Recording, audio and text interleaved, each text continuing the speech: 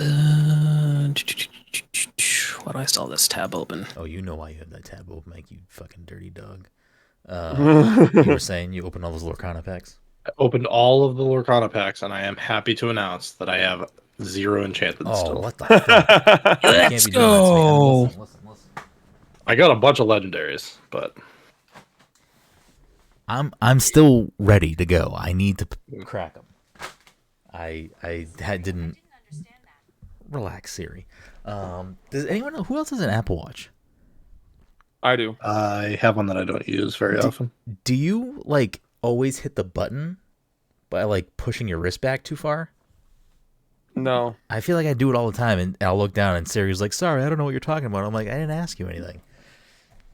Who But asked you? I also like probably wear mine one looser than like Okay. I should, because it's just like if it's like the proper amount of tight, it's too tight for me. I'm like, nah, we got to loosen this up a little bit. Yeah, I feel like my wrist probably falls like just perfectly in the like the last rung is like where it fits on my wrist and like the base Apple Watch wristband, and it's like sometimes it'll feel a little like snug, but I feel like it's kind of right there.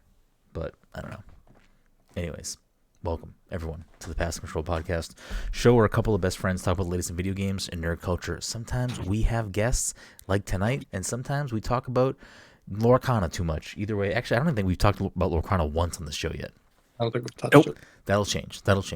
Either way, we have a new episode for you each and every week. As always, I'm your host, Brenden Groom, and joining me on this lovely Friday evening, I almost said Saturday, is the anime senpai himself, Mr. Michael Desir. Mike, how are you doing tonight? It doesn't fucking matter, man. Are you excited for Mortal Kombat 1? Is that why you have a Mortal Kombat shirt on, or you just lined up that way? I put on the shirt because of Mortal Kombat 1. I'm not excited about the game, but I figured I should represent something right now. Okay. All right. Also joining us, of course, is the Disney daddy, Dominic 40. Dom, how are you doing tonight? I'm well. I'm surprised you're well, seeing as how you haven't pulled an enchanted. This is fucking bullshit. Shit happens. How many packs was it? I just opened a trove and 20 boosters. Wow. That means collectively, I mean, I don't have an exact number. I don't know everything that Dom has pulled open prior to this, but that means that between the two of us at this point, we have probably, I'll just say we probably pulled it, if opened at least 100 packs. And we have yet to pull an enchanted card. That's ridiculous. Wild. Yeah. Absurd. Which kind of makes me think, like, if I do pull an enchanted, I don't think I would sell it. I think I would just keep it because it's like the pull rate is so ridiculous. Am you also collecting? Me?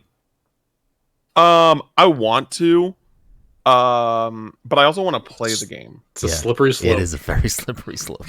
No, it's just one of those things. Like I see, like I play Magic, and like I used to play Yu-Gi-Oh. So like I know how the card game market rolls. Listen, and you're back on Pokemon right now too because of us.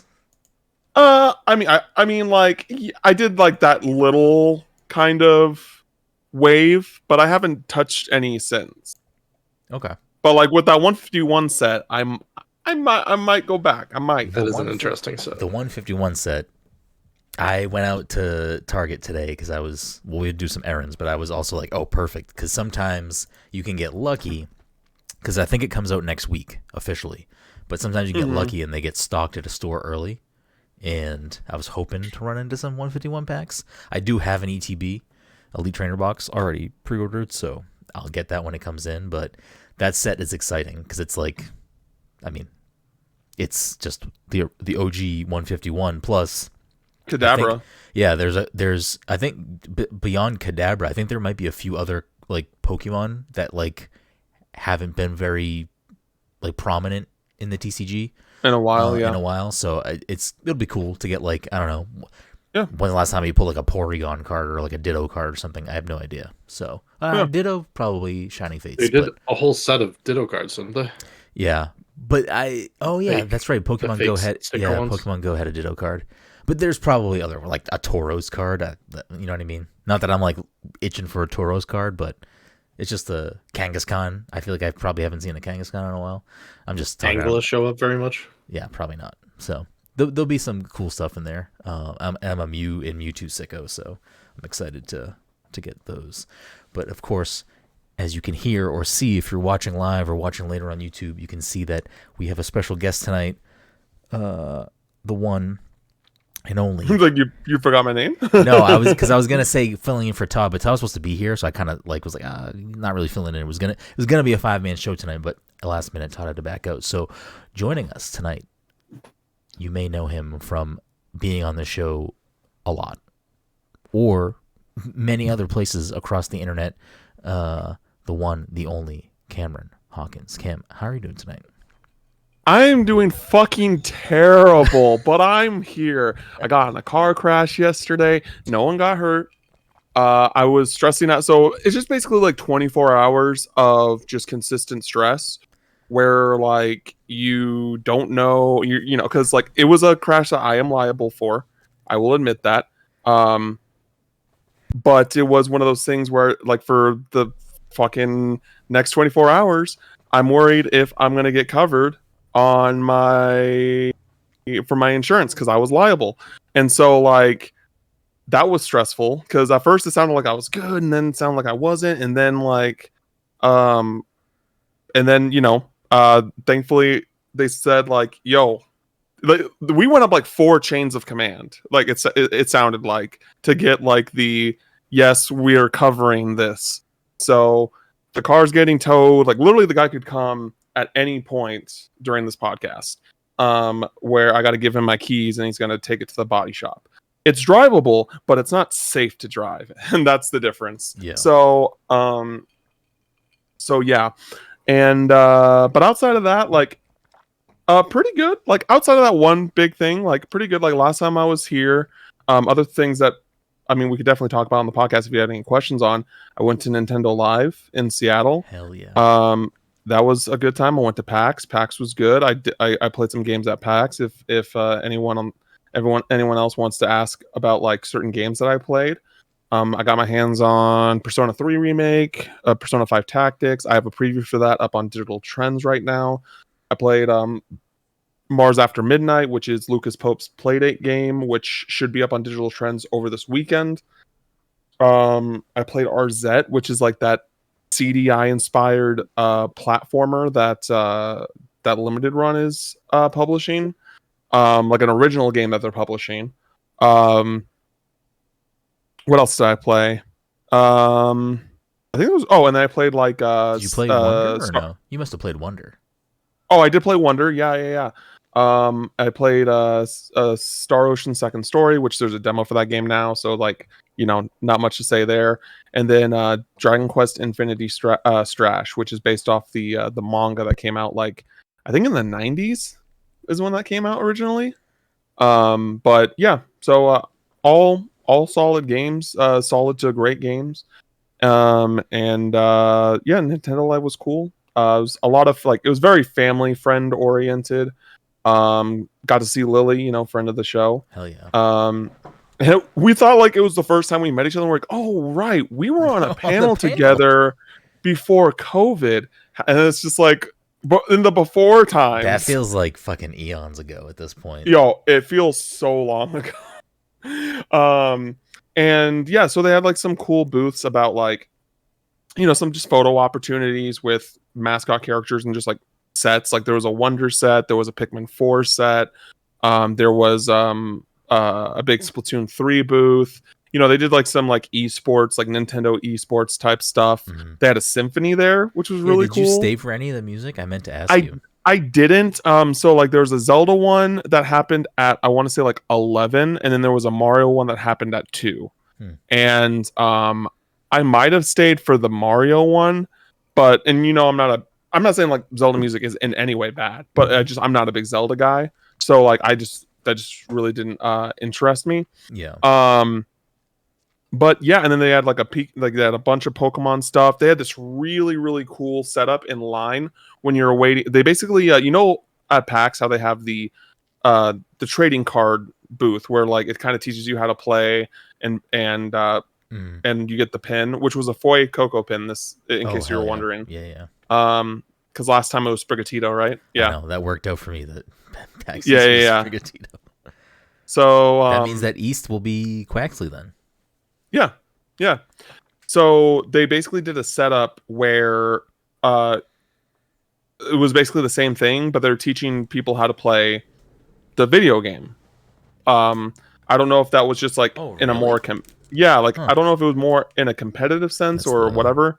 But that's what that's the booth that Lily was at. Okay, cool. And then but in line, if you waited in line, they had these like kind of pillar of each generation of Pokemon, like the original generations. So they didn't have like the remakes or anything like that set up, and they had like the games like complete in box with their respective system. It was really, really cool. They didn't show Crystal though. They had gold and silver, but they didn't, but not Crystal with the Game Boy Color. But yeah, it was cool. I got Emerald with like. Did they have the third version for the other ones? I mean, I can definitely look and I can report back on that while we're recording this podcast. But oh no, I can see it right here. I'm already there. No, yeah, they didn't. They don't have the third versions for any of them. Weird. Not even which is yellow? weird. No, yellow they did have. Okay. Yellow they did. Yeah, but no, yeah, no platinum. Pikachu lovers, shout out Ken. Yeah, no platinum, no black and white 2, no. Yeah, that's it after that, right? Diamond and Pearl. Dang, did Diamond and Pearl have a third? Platinum. Platinum is Diamond third, yeah. But Black and White just didn't have a third they had version. Sequel. They just had the sequels, yeah. Yeah. That's actually kind of crazy to think about. That Platinum is the last third version of a Pokemon game. It's funny that you say that because I was thinking about this literally yesterday because we're in the rollout of Scarlet Violet DLC. And I mean, this is not the first time. It happened with Sword and Shield as well. I'm kind of happy that we're beyond the third version because I would rather just have DLC for the game I've already played and I can just like continue instead of playing a whole new game. Especially because like I think with Sun and Moon they did Ultra Sun and Ultra Moon and it's like I'm not gonna buy that and play at this stage of the game where there's so many video games to play and I am an adult. It's like I don't have time to replay Sun and Moon. But I definitely have time. Like I'm excited to jump into the Teal Mask, which is the first set of Scarlet Violet DLC this weekend. Looking forward to doing that. But yeah, that's exciting. Mike and I were potentially going to go out to West this year, but it did not work out. So yeah. But next year is probably the one. So. But East is coming up, so East will be here in a few short months. The new setup at PAX West is somehow worse than what it used to be. It's really? Terrible. Oh my god. Yeah, because like basically, because you've never been to West, right? No, I've never been. But it was always been like split up, like splintered out, right? Not. Yes and no. So like more basically for, like, when panels, like the panel rooms are in different hotels and stuff. Yeah, so the panels were always a mess, but like when it came to like the actual video game floor, that was particularly pretty okay. Like, so basically there's the thing that sucks is that it is like multi-floored. So you have to basically get to like the third floor of the convention center to get to the actual floor. And then there's like a bridge where there's 2 rooms separated. And those are where both of the like all the video game stuff is. And normally at the bridge, they have a bunch of tabletop stuff. And then like there's tabletop stuff in like other areas of the convention center. But this year, the like right side of the convention center was all Nintendo Live. So half of PAX West was at the new convention center. It's called the Summit Building. And that is like a 10-minute walk from where the convention center is. Like the Arch is what the original like they renamed it the Arch. So like, and they didn't tell us this when we were making like appointments. So imagine if you did a back-to-back appointments in different buildings. And you had to like run. Yeah, that's yeah, exactly. And That's so they kinda didn't tell us any of that. And like, so I'm hoping that next year, if they do another Nintendo Live or something, put Nintendo Live in the Summit and put PAX back where it, like in its normal building, because like they made it worse with the way that they did it this time around. I mean, I hate to break it to you, but assuming that the contracts work the way that like they do for East, it's probably going to be that way for at least, I would say, like 5 to 10 years, 2 or 3 years, probably longer than that. I'm pretty sure like PAX East is locked into a contract at the convention center in Boston, which I like. I don't think they would ever move convention centers because the other convention centers in Boston are worse and smaller. Like the Heinz is smaller, Mike, right? Heinz feels smaller just because the BCEC has like that huge floor. Yeah, you know what? They might be similar sized, but that's the thing is that like it would then split PAX onto 2 floors, and that would be not fun. I mean, it would be fine because it's one building still, but it would not be as, in my opinion, as fluid as like just one big open floor. They could do tabletop games downstairs. They could do that, I guess. Yeah, I guess with the way PAX has been going post 2020, like actually now the more I think about it, the more I feel like the BCEC is just overall a bigger venue. Well, it's also its own venue. Like the Heinz is connected to the Prudential Center, which is also like other businesses and sort of a mall and restaurants. So like, I don't know. Yeah. And hotel. And a hotel. I personally would really hate it if it went back to the Heinz. It was in the Heinz the first year, right? First 2 years? Not that I'm aware of. It might have been, but I didn't know about it then. It definitely, one of the first years that we went, it was definitely in the Heinz because I have pictures of us there. Every year I've gone there, it was not the Heinz. I know that because the first year I went, the first 2 days I was at Boston, I was at AMA Boston, which was at the Heinz, and then the third day I went to the BCEC for PAX. Maybe I'm just misremembering. I could have sworn one of the first years it was at the Heinz, but this is like way ridiculous. Like inside baseball. I was also gonna bring up that at some point we went to the Seaport Convention Center for something, and I don't remember what that was. Seaport was probably Boston Comic Con. Boston Comic Con, maybe. Okay. Yeah, which like PAX could never fit in there. That's so much smaller. No, it's so small. Cool. Yeah, but the reason the contract thing is, I was more nervous at some point about the contract ending because I think it's been renewed, but the contract ending for East and then moving it to a different state, not to a different convention center. But I can't imagine that it would be like that. That probably brings in so much tourism revenue for Boston that they probably like lobbied to keep it instead of it going to New York. Would be my guess. I don't know. I would imagine it's cheaper than fucking doing like the Javits Center in New York or something. So I don't know. Anyways, yeah, I was going to say welcome everyone to Fast Control, but we already did that. Everyone's here. Cam's here. It's great to have you as always. Couple of quick housekeeping things, and then we'll roll right into tonight's jam-packed show. The PTC Movie Club pick for September is my pick, and it is The Fantastic Mr. Fox. So if you want to hear us talk about The Fantastic Mr. Fox, make sure to watch that film. I believe it is streaming on HBO or Max or whatever it's fucking called. Or buy it, or whatever. Yeah, I had to look back because I thought it was Mike's pick for some reason, but Mike was last week or last month. So, Fantastic Mr. Fox is the pick. Dom has got October. Apparently, looking at like the blanket notes, Todd did say his pick for November. I won't say it now. I could say it now because he's not here. He said it on the podcast. Yes, he did say that his pick for November is going to be John Carpenter's They Live.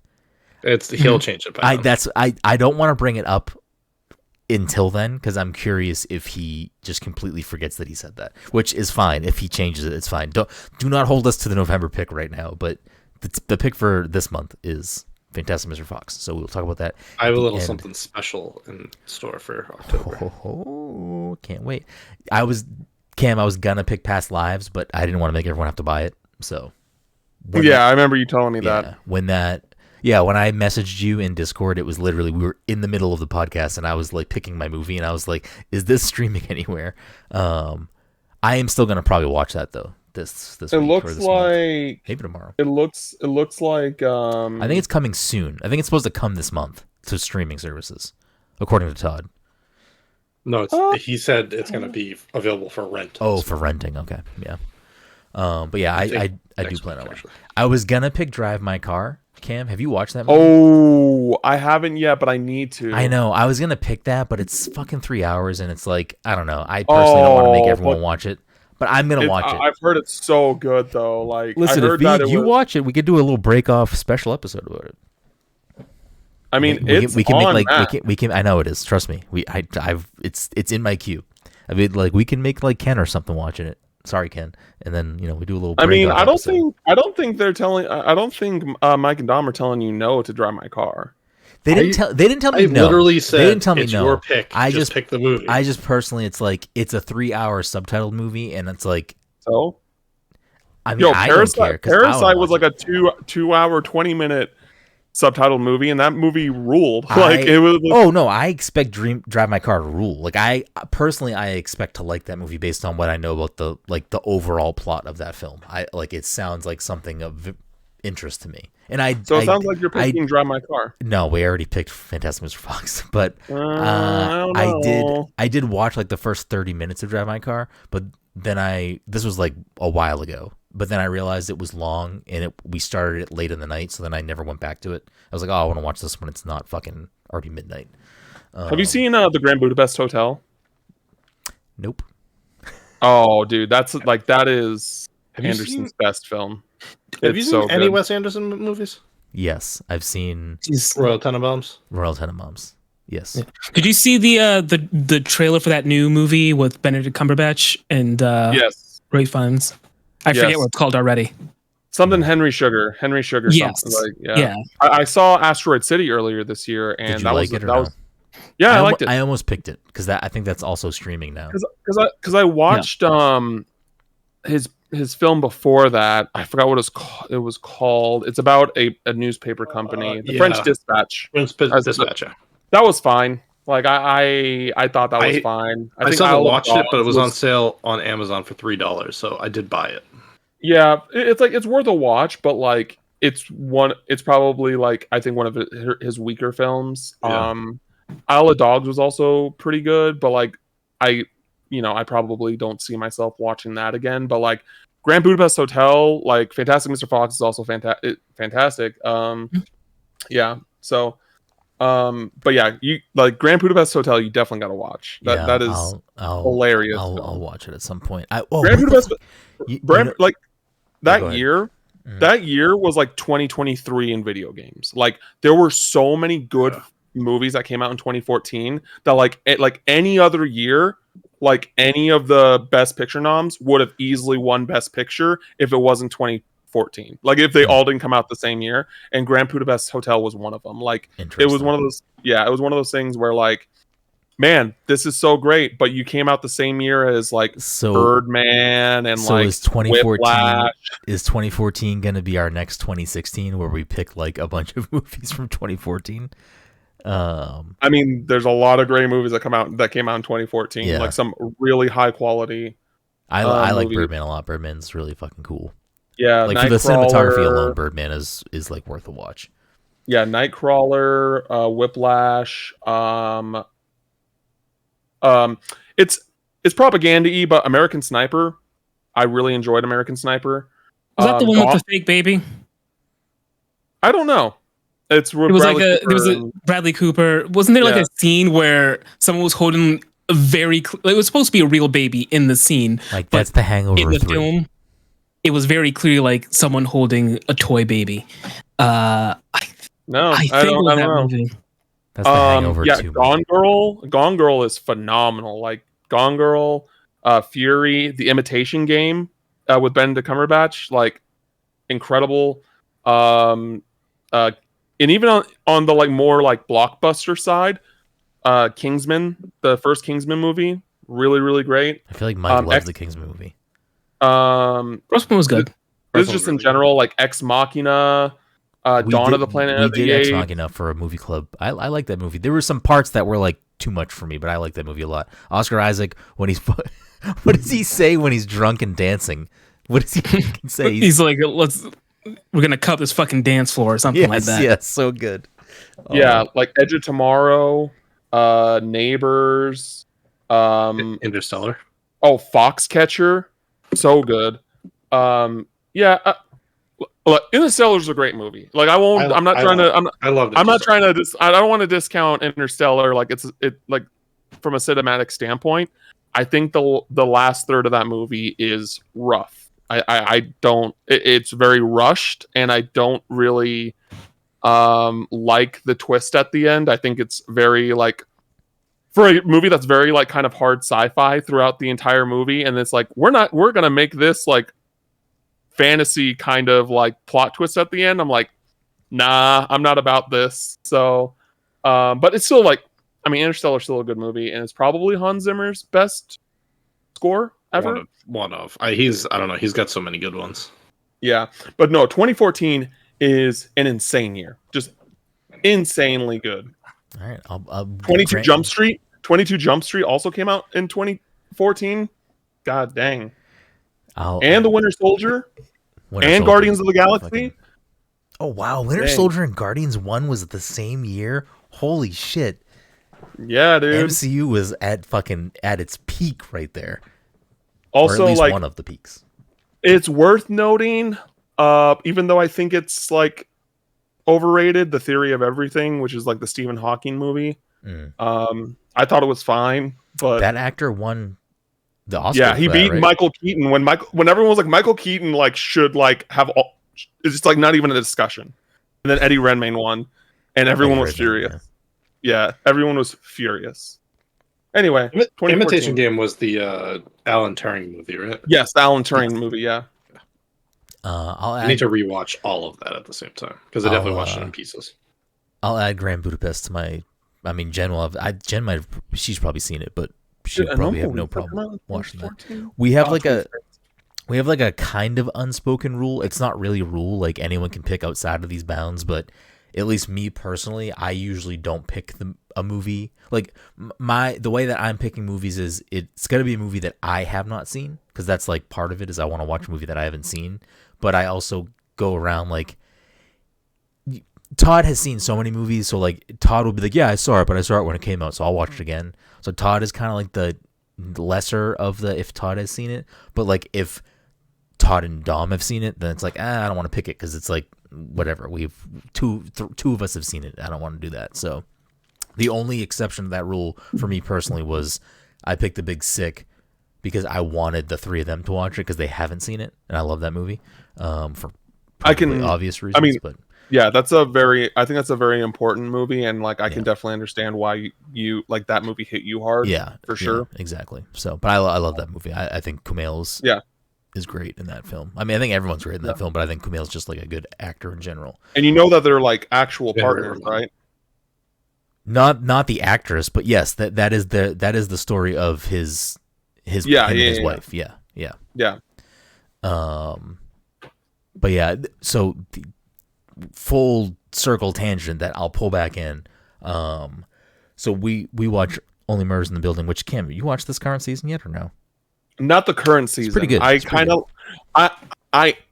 I want them to get kind of close to the end so that I don't have to wait because I have 2 more weeks left and it's over. So okay, I'm gonna start watching it then. I'm gonna start watching it. It's pretty good. The first season I think is still the best. I know Mike hasn't watched it, but Dom, you haven't watched it either, right? I watched like episodes. I think you would both. I need to. I just good. need to sit down and. Like it's not like one of those things where I'm like, this is the best TV out, but I think it's like very solid TV. I like the cast. I would argue it's one of the best. I would argue it's one of the best shows on TV. If you like Steve Martin and Martin Short, like it's really good from them, and I think Selena's like this weird place of like. She's really good on the show. She plays off them really well. Yeah, she's really good on the show. Like, you can have an opinion about Selena for like anything else, but it's like on this show, I think she's really good. And I think I didn't read this anywhere specifically, but Jen said she read it. Like Martin Short and Steve Martin always get like recognition for the show, and Selena usually doesn't. So with this specific season, which I think potentially might be the last season of the show, probably just because Steve Martin and Martin Short are very Getting old. Years old. It's like a lot more of her in scenes, and I think that's like kind of by design because I think they just want her to also be like recognized because she's really good on the show. Paul Rudd's in this season, right? Yes, yeah. Paul Rudd's like the main like guest actor. There's like tons of other guest actors like Meryl Streep. I won't say other people for whatever. It's not spoilers, but like if you don't know people are on it, I think it's better if you just kind of go in because when they pop up, it's like, oh, that's cool. I just remember seeing that Paul Rudd was like advertised as. Yeah, he's like the main. He's one of the. He's one of the main things because he is the final episode of the previous season. To set this season up. But it's a good show. But in this last episode from this week, it's not a spoiler to say that Mel Brooks makes a very quick appearance. And I was like, you know what? I've never really watched Mel Brooks movies, so I think I'm just gonna. You don't think I'll like him? Well, we'll find out. I mean, I started watching The History of the World Part 2 last night, and I did enjoy it. Yeah. So, History of the World is like very sketchy. Yeah, like sketch comedy style. Yeah, so I was doing. Jen loves Blazing Saddles. You've never seen Spaceballs? I've never watched the whole thing. I've only seen like parts of it. I don't know. I would probably recommend Blazing Saddles as like that's the movie for you to watch. Yeah, that's her. But at the same time, I think you also would like get a lot of enjoyment out of Spaceballs. So yeah, I'm just gonna like. As a personal aside, unless any of these end up having anniversaries, then I'll pick one. But I'm gonna watch all of Mel Brooks movies because I feel like it's pick all Mel Brooks movies next year. It's not a bad idea. So yeah, I have October. I could pick Young Frankenstein. It's true. I mean, I don't want to force the hand, but I've obviously never seen it. I mean, a while ago I bought. Mel Brooks is not Men in Tights, right? No. Men in Tights is. No, now you're making me question myself. Yeah, I'm confused. So a while ago, I bought a box set of his movies that I've never touched. So I should know off the top of my head whether or not he did that movie, and I don't because I never touched the box set.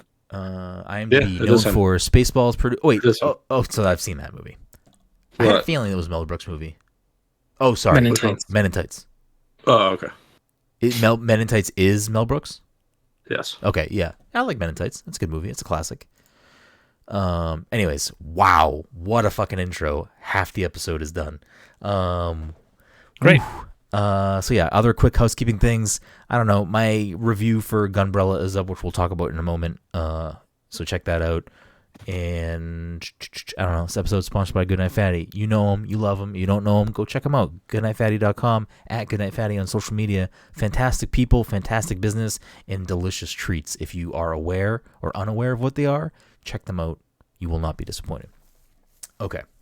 So, before we get into Gunbrella and then the two showcases from this week, Mike and Dom, have you been playing anything other than the normal stuff? No. That's fair. What have I been playing? I haven't played very much this week. I played Sea of Stars. How far did you get so far? I didn't get very much farther than last week. And then, based on the Nintendo Direct, I bought myself Trombone Champ. Let's go, baby! Hell yeah. Let's go! I'm also going to probably buy it, even though like on PC you can get more songs, but... Yeah, but on Switch you like play the trombone. I know, it's ridiculous. Wait, are you playing with motion controls? I don't know if there's I mean, you can play with the joystick, but like it'd be way fucking harder. It's great. With Joy-Con drift and everything? No. How much is it on Switch? It was either 10 or 15. Oh, that's not bad at all. I'm buying that tonight. It's 15. It is 15. Let me tell you something. I didn't think I needed a brass instrument Guitar Hero, but that's what we got. Are you loving it? It is bizarre. I think it came out last year on PC, Mike. 2 years ago? Last year? I feel like it blew up. Like, granted, we're at the end of this year, so I feel like it blew up earlier this year. Oh, really? Well, I don't think it existed before that. Whenever it hit, like that's been a cult hit for a while. Like that's been like a cult PC hit that like the people who know, they know. And I haven't played it, but I've watched many people play it, and I've obviously seen like some of the, you know, custom songs that people have added. Like Final Fantasy is fucking ridiculous. Like I could watch the video of Sephiroth's fucking trombone getting bigger and bigger all the fucking time. It's so good. It's so good. It blew up last year. That's I had a feeling it was last year. But what a banger. But we'll get there. We're not at the direct yet, but we'll get there. And that's one of the, for me personally, it's one of the highlights. It's one of the highlights. So Gunbrella, I'll just quickly say, if you want my full thoughts, my reviews out there over on pestcontrol.io, so go check that out. But we'll chat about it a little bit. Cam, how are you feeling about Gunbrella so far? The latest from Doinksoft and Devolver Digital. Yeah, it was cool. I haven't finished it yet. I probably put in like 2-3 hours into it just because there's so many games out. It's short. It's probably like at the high end, like an 8-hour game. Yeah, and it's also just a game where like you can play that game for 5 minutes and you like know what that game is. Yeah. You know like what the gameplay is going to be like and all that jazz.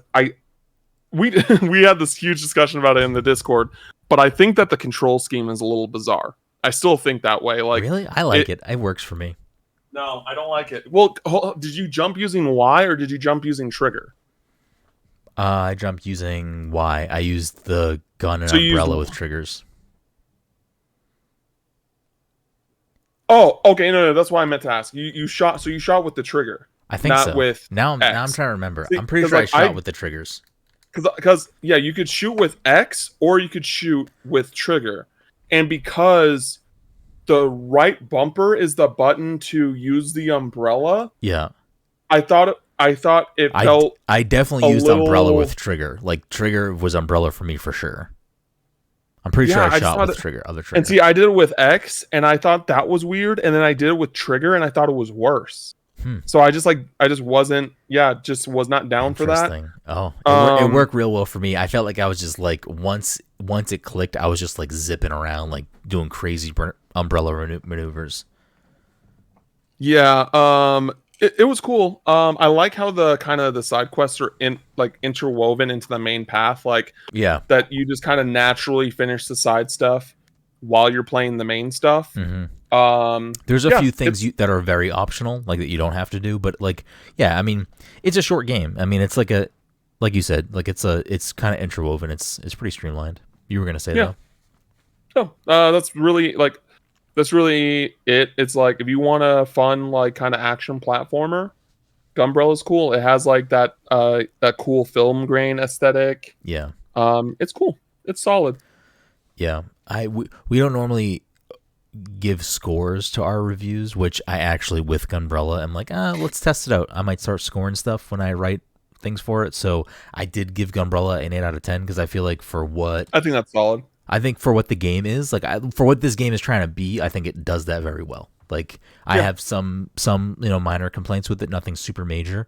I think like again, this is the type of game where it's like I didn't need this game to have a lot of story, and it has way more story than like I anticipated it having. Because same developer, Doinksoft, I played and loved Gato Roboto, and that had stuff in there too. But I feel like it wasn't like a focus of the game, and I feel like this is very story driven for what it is. And the end of the game story wise is like kind of falls flat. And I'm like, oh, it did some cool things throughout, and it's kind of like kind of like fizzled out at the end and very abruptly kind of came to a halt, which again, I was playing this not for the story, so like all of that was kind of just bonus. It was really just you want like a very like frenetic, tight action platformer where it's like you're zipping around with an umbrella and shooting things. Like it does that very well. So I enjoyed it. I definitely like it. Made me so Doinksoft, the developers, they got a Roboto. They did obviously Gunbrella. They did a game called Demon Throttle, which is a physical only release on Switch, which I do have a copy of. I just haven't played it yet. and they did Devolver Bootleg, which was like, I think, down resed versions of like other Devolver games like Hotline Miami and stuff. I haven't played that, but when I finished Gunbrella, the first thought I had was like, oh, I'm gonna probably boot up fucking Demon Throttle this week because I kind of want to play that now because they're just like a solid little developer that makes, very punchy, fun short games. So you played God Torvato Dom, right? I did. When you said that, I was trying to remember if I actually had beaten it. I don't think I did. I liked it. That was probably shorter than this game. It was I would probably say that's I think. I mean, I played it when it came out, so that was probably like maybe like 4 to 6 hours, and I'd say Gunbrella was probably like 6 to 8 hours. But they're just like nice little bite-sized, perfect Switch games. Like I played Gunbrella a lot handheld, and it was just like a perfect. Like I laid in bed, played a lot of Gunbrella. It was like very, very like Switch bread and butter for me. Like it's a solid game. I think if you, like Cam had said, like if you want to play an action platformer, like I think it's definitely towards the top of that list of other similar genre games, stuff to put on your list. But do you want to talk about Cyberpunk, Cam, and all, or do you want to save that for next time? We don't have to talk about it. We can. I mean, I think we can talk about. I think we can talk about the 2.0 stuff and like talk about Phantom Liberty next time. Sure. Yeah, I think because this is my first time finally playing Cyberpunk. I waited real quick until. Has either of you played Cyberpunk? I played it initially when it came out and then bounced right off of it. But I had it downloaded and never booted it up. Yeah, I think on Stadia. Oh shit. I think now is a good time to hop in, like when Phantom Liberty comes out. Even if you just get the 2.0 update and you wait on Phantom Liberty, I still think because that's a free update. 2.0 is a free update that's coming out on the 21st. They announced, right? Yeah, and I think so. That's soon. That and I played that the 2.0 update at SGF earlier this year, and that is they basically remade that game. Like at least when it comes to like the RPG elements of that game, the cyberware, the perks, and all that stuff. And yeah, I have genuinely enjoyed the story so far. I like the characters. I like the kind of interactions and like how many. Like I feel like that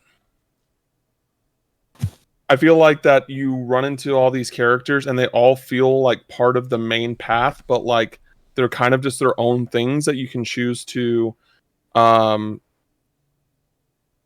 investigate and go down. Mm-hmm. I really, really like it.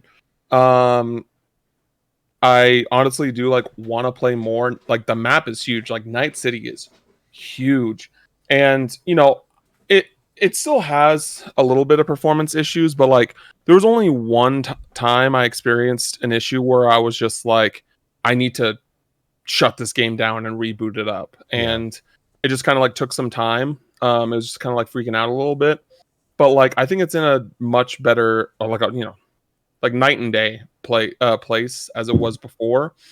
My main issue really is and again like the combat's cool, is that like there's a lot of, and this is like my issue with a lot of RPGs. Like I think that Xenoblade has this issue as well, not to the same degree as that Cyberpunk has. Not like Xenoblade does it a lot, is a lot more victim of this, but there's just stuff in that game that they have as an option that like just doesn't really feel necessary. Like there's a crafting system to craft parts, to craft like sights and like certain level of rarity weapons. Mm-hmm. But I feel like you come across weapons so frequently that like I never felt the need to I would never feel the need to craft anything. Yeah. And another thing that I kind of have issues with is like, at least at the bottom level, because I think my character's probably like level 14 or 15 at this point. There isn't, and like none of what I'm saying has anything to do with Phantom Liberty. I just want to like make that clear in case someone from CD Projekt Red somehow listens to this. Like everything I'm talking about is just 2.0. No Phantom Liberty is being discussed here. And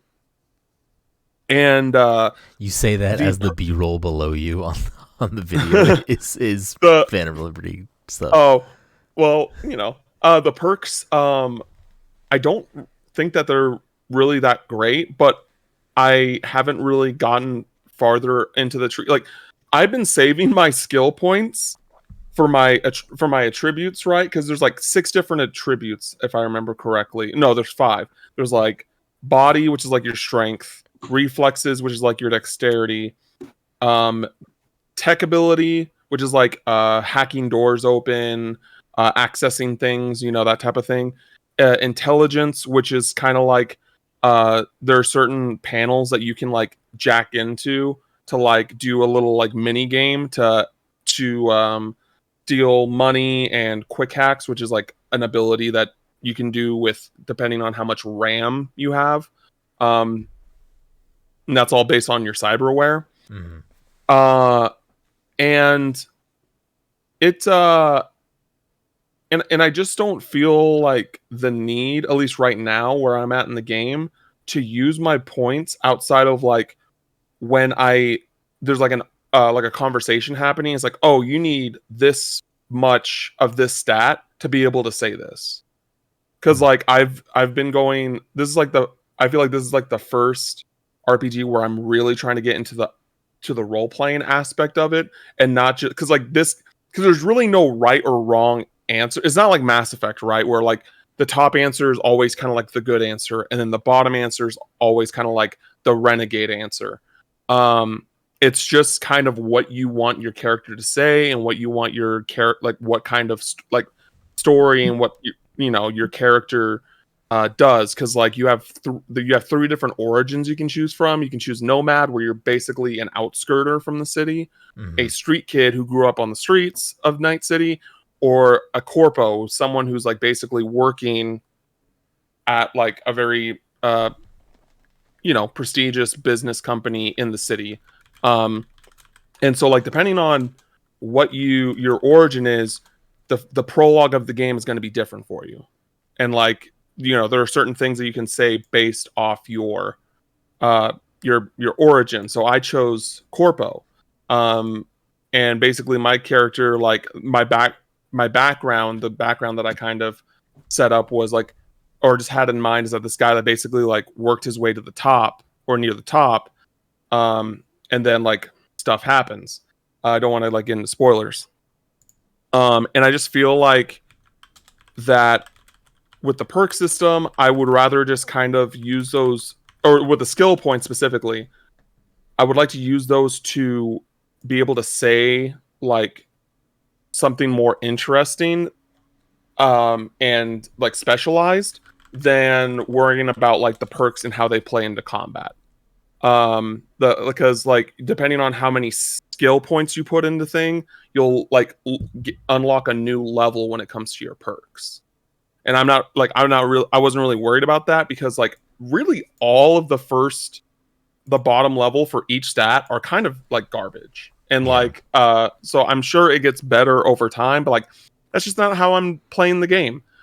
And also with the way I want to role play, there are definitely plenty of instances where like what the options, they don't give you a whole lot of options. They give you like 2, maybe 3 options. And a lot of the time, but a good enough time to mention it. I feel like the option I want for my character, what my character would say, or something similar to what my character would say, is just not there. It's just not available. And so it's just like it kind of makes it harder to role play because of the lack of options. So, but I still really enjoy the game. I really love the world.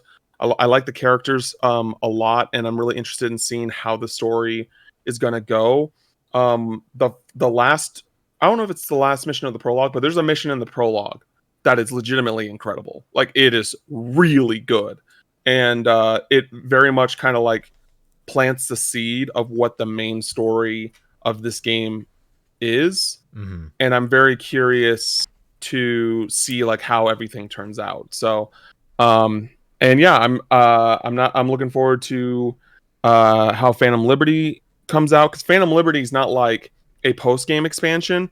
Once you hit like a certain level of street cred, which you just get by completing missions more or less, you can do it at like any time. Like I'm already at a point in the game where I can start Phantom Liberty if I wanted to. Oh, okay. But yeah, so I'm excited to check that out and see. Hopefully, I will have that game done by like this time next week, ideally. But yeah, I'm really enjoying it. Hell yeah. Yeah, Cyberpunk's, especially with like the 2.0 update, and obviously there's the Phantom Liberty stuff coming. I'm willing to give it a second chance. I just bounced off it super hard the first time. But hearing you speak highly about it, I mean, I've heard Ken say a lot of great things about the 2.0 update. Todd has always been a Cyberpunk sicko. He loved the base game, so I feel like I owe it to the three of you at the bare minimum to at least give it another shot, especially with this 2.0 update, because it sounds like it's doing a lot to make the game a much, more yeah, like if you're planning on playing to play, if you're planning on playing it, whether it's like you three or anyone that's listening, when you start the game, just keep mainline pathing it until like you finish the big mission, and you'll know what big mission I'm talking about. Okay. And then if you're not like interested or into what's going on after that finishes, then I would just say stop, because like I think that was the mission that really was like, oh, what's going on? Like I want to know like what the consequences of this thing that happened is going to be, and then like the Johnny Silverhand stuff like comes in like right after that, and it's just like, okay, like and you get like a taste of like what his background was. But I'm still just like, okay, but what is really going on with this? Like, why? What purpose do you really play in this main story that's going on outside of you just kind of being in my head? You know what I mean? Yeah. So yeah, I really like it. I really, really like it. Character creator, terrible character creator if you're not a white dude. Terrible character or a white person. Because like because I played Starfield, right? That was the first game I was able to make a character that looked like me.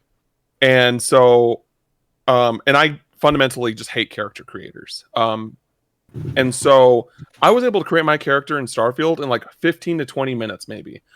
Like it was me and like Jesse and like Ken, and all of us were working together to try and find the options to get me to look like me. Oh my god. To make my character look like me. And by the time I made my character, like first off, the lighting was terrible, so I was way darker skinned than like the actual character creator showed. And thankfully I was able to change that later on in the game. And then when I changed it back to my kind of skin color, I looked Latino. I didn't look biracial. Like it's one of those things, like I can understand, like I'm not saying it's an excuse, but I can understand why this character creator is the way it is, because like it is being developed by European devs and like when you see the options that are given to you in the character creator, you can get that vibe like, oh, this was made by a European team. There's a lot of like really like white, like real white skin. No, just really like a lot of white. Like it's like you'll have white. you can get like your skin color, but your features are going to look white. Your features are going to look European. Okay, and like that's like kind of the kind of issue there. And also like when it comes to like black hair, like being biracial, like I don't have traditional black hair, and so there's all the black hair options are just stereotypical black hair options, and I'm just like it's like, oh, it's like dreads or like like kind of like what you would expect, like kind of like it's like just black hair options that you would expect from a not great character creator. Yeah. And Yeah, and so like I ended up picking this hairstyle that like I could never have, but I was like, okay, this is cool at least. Like, and yeah, and so when I like finished the character, it's like this doesn't look like me, but this is the closest I'm probably gonna get with this character creator. And then there's Ken, who's like, you know, a bald white dude with a beard, and then his character looks just like him, and so it's just one of those things where, especially just because I just made my character in Starfield, it's just like night and day. Like it's a little bit disappointing, and I hope that moving forward, CD Projekt Red, like I think like Starfield should be like kind of like the blueprint of what people should look at for like realism type character creators moving forward. I haven't really messed with Baldur's Gate at all, so I don't know if Baldur's Gate like has the like when it comes to just making a human, if it really has that level of features, of different features like Starfield. So I'm, you know, if someone's listening and is like, what about Baldur's Gate 3? I haven't played it. So, yeah. It, at least from what the internet makes it seems like it's very, Baldur's Gate 3 at least has like a very good like fantasy, like non-human character creator. Like it looks like everyone posts like cool looking non-human characters. So maybe it's a good one. Maybe it's not. I have no idea. I usually just hit random on character creaters until I find one that looks cool. And I'm like, all right, that's what I'm doing. Normally, I just do the default. Like Mass Effect, give me the white buzz cut shepherd. That's all. I don't need anything else. For Mass Effect, at least, and I don't want to go off on like a crazy tangent, but for Mass Effect, at least, it was like I played that game as Commander Shepard. Like I didn't play that game as me. Yeah. But I also kind of agree, like, not in the sense that like I can't make myself in a game, because I feel like I can, in a lot of games, make similar looking people to me. But I feel like I don't normally make a character based off of me. I don't put myself in that character. I usually actually in character creators, I usually actually make a female character, and name them Navi. That's what I do almost every time. So yeah, I don't know what that says about me, but there's that. That you love your cat and you love women. What's wrong with that? Okay, all right, I'll take it. No, like I mean, but for real though, like I feel like I think like I think that there are a lot of people that like a lot of dudes that play women in like disgusting ways in video games. Yeah, but like that's not what I'm doing. No, you're not doing that because I play plenty of games with you. But like you play games, I feel like because like one, you feel like that you don't play as a lot of women in video games, I mean, so you use that true. Yeah, you play that opportunity to, and like why not name your custom character after your cat? That's awesome. Yeah, that's what I mean. That's what I would like. Because I remember when I played Red Dead Redemption 2, and I was playing the multiplayer. I made Celia my wife as my character in the multiplayer. And then like with Monster Hunter Rise, I made my dog look the dog look like my dog Astra. Because it's fun. It's fun to like add your world into your video games, right, baby? I definitely like. Especially seeing like, because I feel like Ken, friend of the show, is always trying to make like the picture perfect version of himself in the game, and then plays the games himself. I'm like, maybe Starfield. Maybe I'll do that. Actually, no. Did I do that? I barely played Starfield. I made a character. I'm pretty sure I made a female. Just character. restart. But I should at some point play a game and like, I mean, not that I haven't done them before. I've definitely made like bearded characters and name them myself and whatever. But anyways, so we should probably quickly touch on both the Nintendo Direct and State of Play before we wrap things up. So we'll go Nintendo Direct first. What I guess overall, like, temperature check, not credit card, report solid. card. Yeah, like how are we feeling about this? I would say like let someone else go first. I've been talking too much. I thought it was fine. Yeah. Me and you talked about this a little bit yesterday, Brendan. It is quite apparent that what they're giving us in directs makes it seem like we are at the end of the Switch life cycle. It seems like they're kind of like playing out their hand. Like here's a That is dumb, right? I don't know. Yeah, that was Dom. That was was dumb. I think it's gone now. I thought it was me. I thought that's why I made a face. Oh. I was like, oh. Yeah, it just seems like they're like, I don't know. It's very port heavy. Yeah, they're just giving us ports. They're giving us remasters. Remakes, they're yeah. giving us. Yeah. It's. I mean, it's fine. Like, I'm excited to play Super Mario RPG. I have a copy of Thousand Year Door in my house, so I won't buy it. But like, that's cool for people. That's cool for people that like didn't get to play it. Yeah. I'm curious if that is an actual remake or if it's a remaster. Yeah, I saw some people online talking about like there are things changed. Mm-hmm. When Luigi talks, it's like snippets of Luigi's voice instead of just the like regular like I don't know, like beeping like The noises. sound. Yeah. They definitely have added Mario's more like Mario's outline is shrunk down. It's like it seems like it's they've touched the game refined up. at Yeah, least. I think it's refined at least. Here's the thing. I think it is a remake.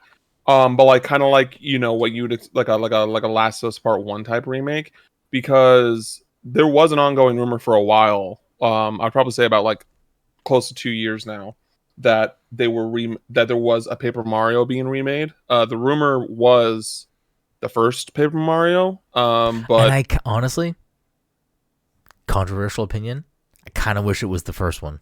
Only because I feel like that one not. I feel like that one could very, very, very much benefit from a like reworked game and just like obviously visually, but also just like I don't know, make it better quality of life for modern times. Remake. Not to say I don't want Thousand Year Door. I'm pumped for Thousand Year Door. I'm gonna buy Thousand Year Door, even though I also have a copy of it somewhere. So like it's like I am gonna play that and enjoy it and be happy it's there, but Paper Mario 64 is like I don't know. I mean, it's on NSO. Yeah. That was what I was gonna say. Is that it's a game that you can play. Like That's true. I guess it's been on Virtual Console. It's been, you know what I mean. It's been around. I mean, I think this is just the like before we fully transition, and even after we transition to whatever the Switch, if it's just a iterative or a new console or whatever it may be, like even I think once we get to that point, I think they've probably seen the like lucrativity of these ports and remasters. Like Super Mario RPG has already pre-order sold very well. It's both pre-order sold well like on physical retailers, but also on the Switch eShop. So like that's a great sign for them of like, oh, people are hungry for this shit. Like people will pay for this shit. So I expect them to continue to tap GameCube on as ports and remasters well into the next Switch, successor. My hope for the successor is that they're using RPG, they're using Thousand Year Door, they're using Luigi's Mansion, which I will buy because I did not play that one. Mm-hmm. I hope they're using these to gauge interest Yes. and see like, hey, is it worth us making an RPG 2? Is it worth us making a new Paper Mario? Is it worth like is the base there? I definitely think that's part of it. I think that like this is let's see how Super Mario RPG does, and if it does well, maybe it is worth us making a sequel to that game. And Gino will be in Smash. Don't get me too excited. But seriously though, like if it sells well, I think like with the next, because there's going to be another Smash game. I do think that there's a good chance that Gino will be in the game. Yeah, I think so too. But yeah, I do hope like moving forward, whatever like they port once the Switch 2 comes out, like anything that they're porting over, I hope it's like cross-gen, like that, it's on Switch and it's on Switch 2. Same, yeah. Because like I just don't think it's necessary for that to be a Switch 2 exclusive. even with like the Nintendo logic, it just doesn't make sense to me. And unless I think that unless it's a true remaster, where it's like, unless whatever the new system is like, I don't know. well, I mean, they're 4K, already like whatever, pretty like, consistent, or there's pretty like convincing rumors that the Switch 2 is going to be like just a much more powerful Switch, and Yeah. it's still going to be cartridge based. It's going to be backwards compatible. Yeah. So yeah, I'm still going to be playing Switch games, like Switch 1 games on my Switch, because it'll have an OLED screen. But like, I think that just when it comes to their ports, like, because there's still some games that I really hope they port that really deserve a second shot. Like Paper Mario Color Splash is legitimately fantastic, and I think people were just really turned off when they first saw that there were like some similar mechanics to Sticker Star in there, but like it really isn't like another Sticker Star. It's like, I like Color Splash more than Origami King. I didn't I like Color Splash more than the original Paper Mario. And like, I can't really speak on Thousand Year Door, because when I did start playing it, the save just I lost my save after doing like the second or third dungeon, so I never finished it. And so, but like Color Splash is great. Xenoblade Chronicles X would be a great port, especially with how popular Xenoblade Chronicles is now. And then the Kirby game, was it Rainbow Curse, I think is what it's called, the clay, when it's like the clay form. Yeah. So there's still a few Wii U games that really need to get over onto the Switch, or the Switch 2. And then of course like Wind Waker and Twilight Princess, where's that? So yeah, there's still a lot. I think with those games, and like I think they've seen like how this works now, where it's like they can fill in gaps with these things, and they sell well enough to justify it. And I think specifically with like the few remaining Wii U games that deserve to get moved over, it's like, someone might make an argument for something like Thousand Year Door being like, oh, well, actually, no, not even. Like, I feel like they benefit from the fact that both the GameCube and even more so the Wii U were not successful consoles. So it's like, especially the Wii U, it's like 13 million Wii U's sold. It's like nobody played those games. 120 million Wii Switches. Like, no one played these games. So it's like, those are still kind of relatively new games to most people that own a Switch. GameCube, probably a little bit different, but also like, again, Thousand Year Door, it's a people regard it very highly. It's put up there as one of the best. It's, all these things, blah, blah, blah. But like, how many people who have a Switch today have played Thousand Year Door? Probably not a lot. Probably not 50%. You know what I mean? Like, if not more. Absolutely not. Yeah, so it's like they can definitely get by in the gaps with those things, and I think that like people like us, welcome certain ones. Like obviously Dom, said Thousand Year Door, whatever. But like I think for certain games, people would be like, yeah, I'm fucking F-Zero GX remaster, I'll take. You know what I mean? Like there are people that'll eat these things up. So yeah, but and don't get me wrong, I'm happy other people will be able to play Thousand Year Door. Like, it's just personally for me, like, I've beaten it, I have it in my house, like, I don't need to rebuy it. Yeah, and that's fair. That's fair. What about? Oh, go ahead. Sorry. Nope, I'm good. Are you sure?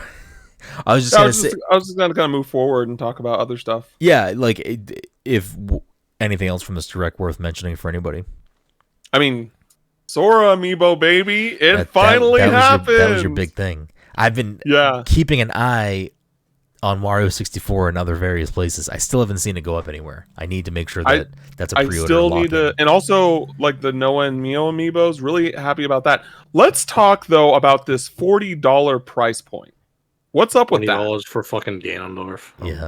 Yeah, it's fucking $40 for two Amiibos. Like, don't get me wrong. Even based off those pictures, they look great.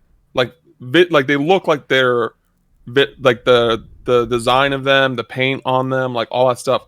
They look very premium for Amiibos. That being said, $40? Yeah, it's nuts. That is wild. And yeah, I still have not been able to pre-order it because of everything that happened with my car. I was just like, I can't spend any money right now, or even like put a pre-order down. So I haven't gotten the pre-order for that, but I definitely will because I love Xenoblade. Yeah, that's cool. The Zelda one looks really elegant too. I think, and I'm not a Zelda person, but that one looks. Did you really finish nice. Tears of the Kingdom? No, I will. I mean, but the Zelda, like specifically Zelda, that specific situation with that amiibo, that for me personally is like a super impactful part of that game, which is why I think they didn't put this amiibo out in the beginning of the game, because I think they purposely like didn't want it to be a spoiler. Yeah, and it's not really a spoiler. I mean, I guess it kind of is, but not really. But if you know, you know. Yeah, if you know what that specific thing that's happening with that amiibo is in the game, like that's a very late game thing that is going on. And yeah, I mean, I pre-ordered 2 of them because that amiibo is amazing. Thank goodness that one wasn't $20 because. No, I get you. I'm pre-ordering 3 of the Soras.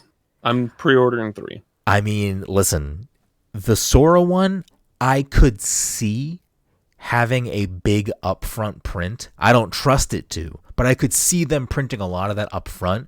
But once that shit is gone, once that is not available anymore, it's going to be so expensive. It's going to be bonkers money. Like, I haven't looked recently, but I would venture to guess that if you were to try to buy a Cloud amiibo right now, it's probably not cheap. Actually, not that bad. It's about like 40.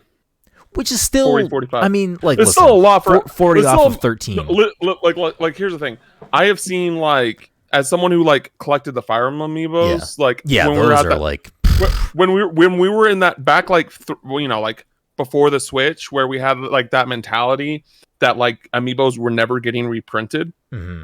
Like those were selling for like 100, like, you know what I mean, like each, like, so yeah, I get it. And so like with Sora, I mean, I'm buying one to take out a box.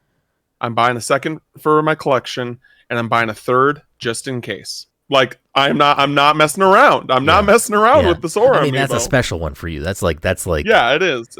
And it's such a weird, like, like behind the curtain thing of like, it's a Disney thing, it's a Square Enix thing, it's being made by Nintendo. Like, it's like there's so many weird aspects to it that like it could be that thing that just, year from now, a couple of years from now, that's like, whoa, ridiculous money, just because. I mean, I'm sure so many weird things about it. I'm sure some of these other third-party ones are expensive. Like I'm looking right now, Joker brand new, 85 at the lowest. I Not see surprised. I haven't seen a Joker amiibo in ages. I wish I bought 2. I wish I bought 2 Jokers. I wish I bought like when I look back there and I think about the ones that like, man, I really wish I bought a second one just in case. You never know. Yeah, Joker's one of them. Just because like I like Joker, like I'm a big Persona guy. Yeah. Do you have a Joker amiibo, Mike? So yours is still in box. You're smart. What are the other ones? Honestly, like I think the Pyra and Mithra is going to be really expensive. I was lucky to get the one I did. The Xenoblade ones will probably all jump up just because like low production. Also Banjo, dude. Banjo will be another one. Yeah. Yeah, because I wish I bought a second. I wish like I'm not even a Banjo guy, but when I saw that it had the Jiggy piece on it, I mean, it's a like, gorgeous amiibo. Yeah. It's one of the best. It's one of the best in my opinion. It's really great. No, we already did the tier list. It's great. It's I'm also not a huge Banjo guy. Like Dom loves Banjo, but like as far as like amiibo quality go, Banjo's top tier. Like it's a top tier. Yeah, amiibo. It's gorgeous. 100%. Little off topic, but while we're here, Cam, did you get the Kingdom Hearts Funko cover? Oh, mine's downstairs. It's like the cover of the game with Sora in front of it. Yeah. Okay. Hell yeah, brother. Just making sure you snagged one. Okay. Yes, sir. I think I bought 2, so. I haven't bought any of the game ones. The game cover ones are fucking cool. Ones are good. Yeah, they're really good. Yeah, I mean, you can if you're watching the video version, you can clearly see Cameron's fucking around with pops. Half of Cam's screen is pops. Gotta have my pops. I do. Yeah, I do sometimes. I like there have been times where I have like cut down. I have sold a few but I mean I have every Kingdom Hearts pop except for the Chippendale 2-pack, just because I've been too lazy to buy them. Like literally, like they're not expensive or anything. I've just been too lazy to buy them. But yeah, and outside of that, like I dabble with like a bunch of stuff. I buy a bunch of the Winnie the Pooh ones. I have the BTS ones. There's another set of BTS ones coming out. But they haven't announced the 7-pack because I have the 7-pack for. Well, okay. So which one do you have? So I have the Dynamite and the Butter 7-pack. Oh, you have both. Okay. Yeah, but here's the thing: they do have. There was another 7-pack that was a Barnes and Noble exclusive that I never got. I still haven't gotten, and the aftermarket for it isn't terrible. Like I've seen it at like a reasonable price, where like. I would be like, I would drop the money on that. I just like don't have the money for it right now. And then I got the Avengers with and they're each color of the Infinity Stones. Yep. Like I'm not, I like the MCU, the but like I don't really like care about like Marvel pops. Yeah. But when I saw that each member was a different Infinity Stone color as a 6-pack, I was like, yeah, come on, I got to get that. And then there is Thanos where he has like all 6 colors on him. It's really cool. But yeah, and then Winnie the Pooh, some Parks and Rec, some Hamilton. Oh, I have all the Critical Role ones from their second campaign. I forgot. I'm forgetting what their name was because I'm a fake fan. But yeah, I got a little bit of some. Dom's definitely the big pop guy in the group. I dabble a little bit, but I had to cut myself off because it got dangerous. Like for me, it was mainly Overwatch pops and Cuphead pops. I think I have almost all the Cuphead ones, or maybe I have all the Cuphead ones. And then Overwatch, Have you gotten the second and third waves? Who's in the second and third waves? The third one was Salt Baker. I don't have Salt Baker. Miss Chalice. I have a Miss Chalice. I don't know if there are multiple with legs or like playable Miss Chalice. I don't. Brenden, I wish we knew. I wish we knew each other like literally a year earlier because I was at the E3 when they had. Don't say it. They had the Miss Chalice glow in the dark that was like limited to 1,500. Yeah. And I could have gotten it for you. But yeah. But I don't I like Cuphead too. I don't have any of the pops because I'm not like that into Cuphead like that, but I love these figures.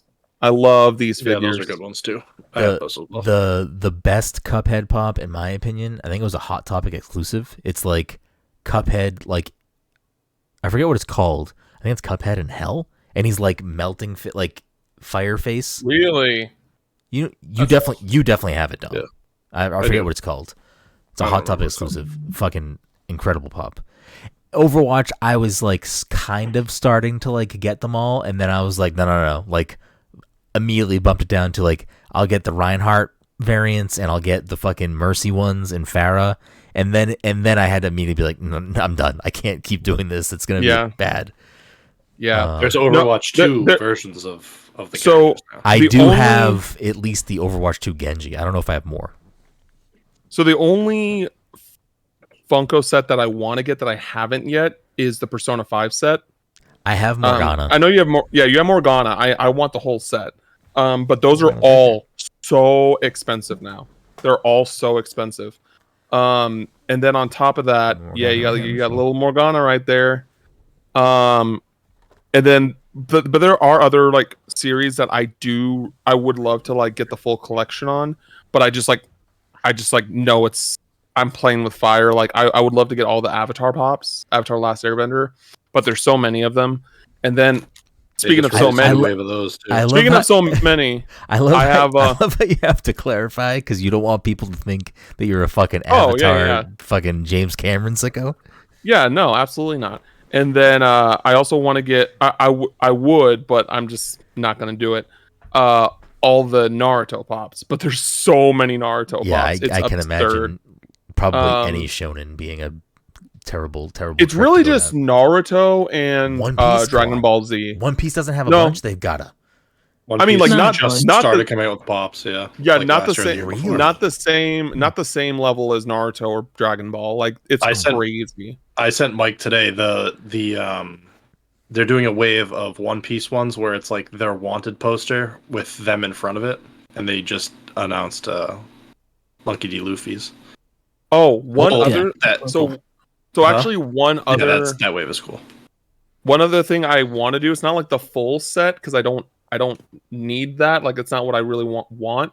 But I do have like all of the kind of. I want to get like all of the Yu-Gi-Oh monsters. So I have most of them, like the big ones, because once the big ones come out, they sell really quickly. Yeah. So like I have I have like all the Egyptian god cards except for Slifer. I don't have Slifer. I have Exodia. So random. I have Exodia. I have Blackluster Soldier, which I don't know why that's a big pop, but it is. I have Blue Eyes Ultimate Dragon. One of the it's somewhere up there. Yeah, like right above under my Yoshis. That is actually like the shirt pop combo that they do, where they have like an exclusive shirt or pop with the shirt. So that's like metallic Blue Eyes Toon Dragon. And the reason I bought that was because the last time they did it for like metallic normal Blue Eyes White Dragon through Box Lunch, and you just cannot get that pop. It's like $250, and I'm like, no, dog, I'm not paying that much for that Funko Pop. I'm just not doing it. So I made sure as soon as that like came out, I'm like, I'm buying this before it's like 100 times the price. 10 times the price, but yeah. Fuck that. Anyway, Funko Pops. Anyway, but no. Let's talk about. Yeah, so it's cool that they're remaking Mario versus Donkey Kong. That was like a nice little surprise.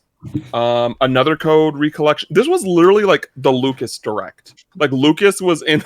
We were in the Discord, and Lucas was just like, "Oh fuck yeah!" on like all this like really new Saga game, like. Yeah. But this was the thing that he was like really like popping off about. So that was cool. I hope Super new Prince Contra. I hope Super Princess Peach Showtime is good. I hope it's a good game because like yeah, it looks great. It looks interesting and it looks fun, and they're making a new Peach game, and I never played the DS Peach game, but like I know it's kind of controversial because like the mechanics of that game are like based around her emotions, which is like what are we doing? So I hope this is a good game because it's like I don't know, Peach is a cool character, like iconic character, deserves a good game. Oh, and then like the last two things I do want to mention, because everything else is like three things actually. Unicorn Overlord, the new game from Vanillaware. Hell fucking yes. That looks awesome. Vanillaware does not miss. Second thing, the last two things are things that I wanted to mention, or that were mentioned specifically in the Japanese Nintendo Direct, which is Spiral Children, which is the new RPG from the Moon team. Okay. Moon is a very beloved like indie RPG. It's a game that, for people who don't know what Moon is, it's a game that is like one of the influences for Undertale. Yeah. Yep. And so, did you get a physical copy for that? Moon? No. Oh, okay. I got mine on the shelf. Fangamer has physical copies of Xbox Undertale now, and I'm like, do I need to buy another copy of Undertale? And then they also announced a sequel to Sharon the Wanderer, which is a really great, dungeon diver game. So that's cool. Yeah, I mean, I think this Direct, like, overall, like, for me personally, I can see people watching this Direct and being let down by it or thinking it's like a subpar Direct. There was a lot in here for me personally. Like, we touched on a lot of the things that got me excited. I think the Splatoon DLC that they kicked it off with, I mean, Mike's a big Splatoon guy. Mike, how are you feeling about that side order stuff? I am just now remembering that I tuned into the Direct late. I tuned in during like the very end of that. I forgot to actually watch the whole thing. That part of it. that I literally just missed the beginning of the Splatoon stuff. I caught the tail end of it. I'm like, oh yeah, there's some DLC coming out. I should finish the Octopath stuff that I purchased a long time ago. Yeah. I like the Splatoon single player stuff. Like I think they do some fun stuff. Like I didn't finish the single player stuff of Splatoon 3, but I should probably go do that this year because it's a good time. I like what they got going on. I want to clarify, or I just want to say that I got the title of the game wrong. It's called Stray Children, not Spiral Children. Okay, cool. Brenden, you gave me a copy of Splatoon 3, correct? Yes. I still have not opened it, but after watching that DLC, it's like the DLC makes me want to jump in and do the single player. The single player stuff in Splatoon 3 the DLC looks like really good. Yeah, but the single player stuff in Splatoon 3 I think is really good. Like for a very lazy probably comparison other people have made, it's a better, like it's what Mario Sunshine maybe could have been for like a single player thing. Like they just do a lot of fun like puzzle stuff. Like obviously like it's also kind of a shooter, so like there's those elements that is not Mario, but I just think they do a really good job with the single player stuff. I think it's definitely, for that alone, I think it is worth playing. Multiplayer is great too. I just, I never did you play in the Splatfest, Mike, or no? No, because didn't I travel or something? Were you gone on the weekend? It was over the weekend. I mean, it was over the weekend, but I think I left Sunday, and I feel like my Saturday was wrapped up to something else. Yeah. Well, it doesn't matter. Shiver won, so you should be happy. What was the Splatfest? It was about the three idols, Shiver, Fry, and Big Man. And Mike's pick Shiver won, so I think statistically she tends to win, at least in the U.S. or the North American region. Yeah, and I haven't played it yet. I need to download it tonight, but I'm actually kind of excited for F-Zero 99. I think that's like a fun concept for that game. I think hopefully, I can't remember if we were talking about it before we started recording or not, but I hope it does kind of like lead to them. It's probably kind of the same thing with Mario RPG and Paper Mario. It's like if the interest is there and the games sell, like obviously we did get Origami King, but I just don't know if that's the game that's going to get people interested in F-Zero if they weren't already. Yeah, well, I think that actually for this it's the opposite. I think this is the thing, especially because it's like, technically free. It's on Nintendo Switch Online. You can download it and play it, and it's just kind of like a quick, like low barrier to entry if you have Switch Online. So it could potentially pull people in. It's definitely a thing that appeals to F-Zero fans. It appeals to like Super Nintendo F-Zero fans. And I think that, I don't know, the 99 nature, I think the 99 games have done well overall. Like Tetris 99 still gets regular like updates and limited time things, and I think does very well. Mario 25, or was it Mario 99? I don't remember. That game was a limited time thing and isn't there anymore. But I think people, it was a really good game too. Yeah, it was fun. I saw Kamiya playing that game all the time on Twitter. Like he would post his like videos of him playing Mario 25. Yeah. It was a really cool game, and it's or Mario 35. Mario 35. Yeah, that's what it was. 35. Yeah, it's a shame that was like a thing kind of just lost to time, which is silly. Same thing with like what they did with Fire Emblem, where they like let that game be on the store for like barely 2 months, and then they delisted it, the remake of the first Fire Emblem. Yeah, another weird thing. Which like it's not a great game from what people say, but like it's still cool that it exists. And they own it. And it's another thing. It's there and they own it, so it's just kind of weird. And they localized it. Yeah. They put all the work in to localize that game to sell it for only 2 months. Yeah, it is kind of bizarre. It wasn't that short, but it was still like a short time. It was a short period of time, yeah. I think it was for the anniversary of Fire Emblem, which, again, like, what are we doing? Yeah, I don't know. I thought it was solid enough. It had enough big things that got me excited. Thousand Year Door got me very excited. I was very happy that was, like, a thing. Like, that's a great sign. I hope that it means that more Paper Mario games are on the way. Because I did love Origami King for what it was, but I personally would have preferred specifically the combat system to be like a more traditional Paper Mario or Mario RPG. So I kind of hope that maybe this is them being like, yeah, well, you know what, Thousand Year Door, maybe it sells better than Origami King, and they're like, all right, let's fucking revert back and like get rid of, funky battle systems and do this. Anyways, I say let's quickly touch on the state of play, even though I feel like there's probably one thing to talk about. I mean, the Bennett Foddy game, I forget what it's called, is cool. Baby steps. Yeah, the thing that it opened up with.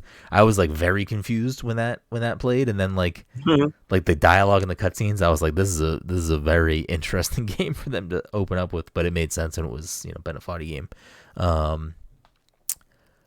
Yeah, I mean, there were some interesting things. I know Mike is super excited for Foam Stars. Mike's like the biggest Foam Star guy on the planet. He's all about Foam Stars.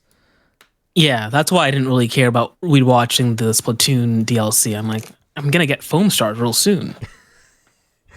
Who are you playing as? What's your actual? I'm playing as Mel T. The fact that Mike has a character name in his head for that game. Mel T or Penguin. Yeah, Penguin. There's a character named Penguin. Yes. I don't know what the character. You think I'm pulling shit out of my ass, bro? There's a character named Mel T, MEL space T, and then Penguin, PN Gwen. I don't fucking remember. Okay. I mean, I'll play Foam Stars when it comes out. I'll fuck around with it, but I don't care about that. But I mean, I feel like the big meat here, unless someone else has anything else they want to say, and then Cam can talk about Final Fantasy. Does anything else from the state of play like tickle anyone else's fancy? Mysterio and Lizard. So are you?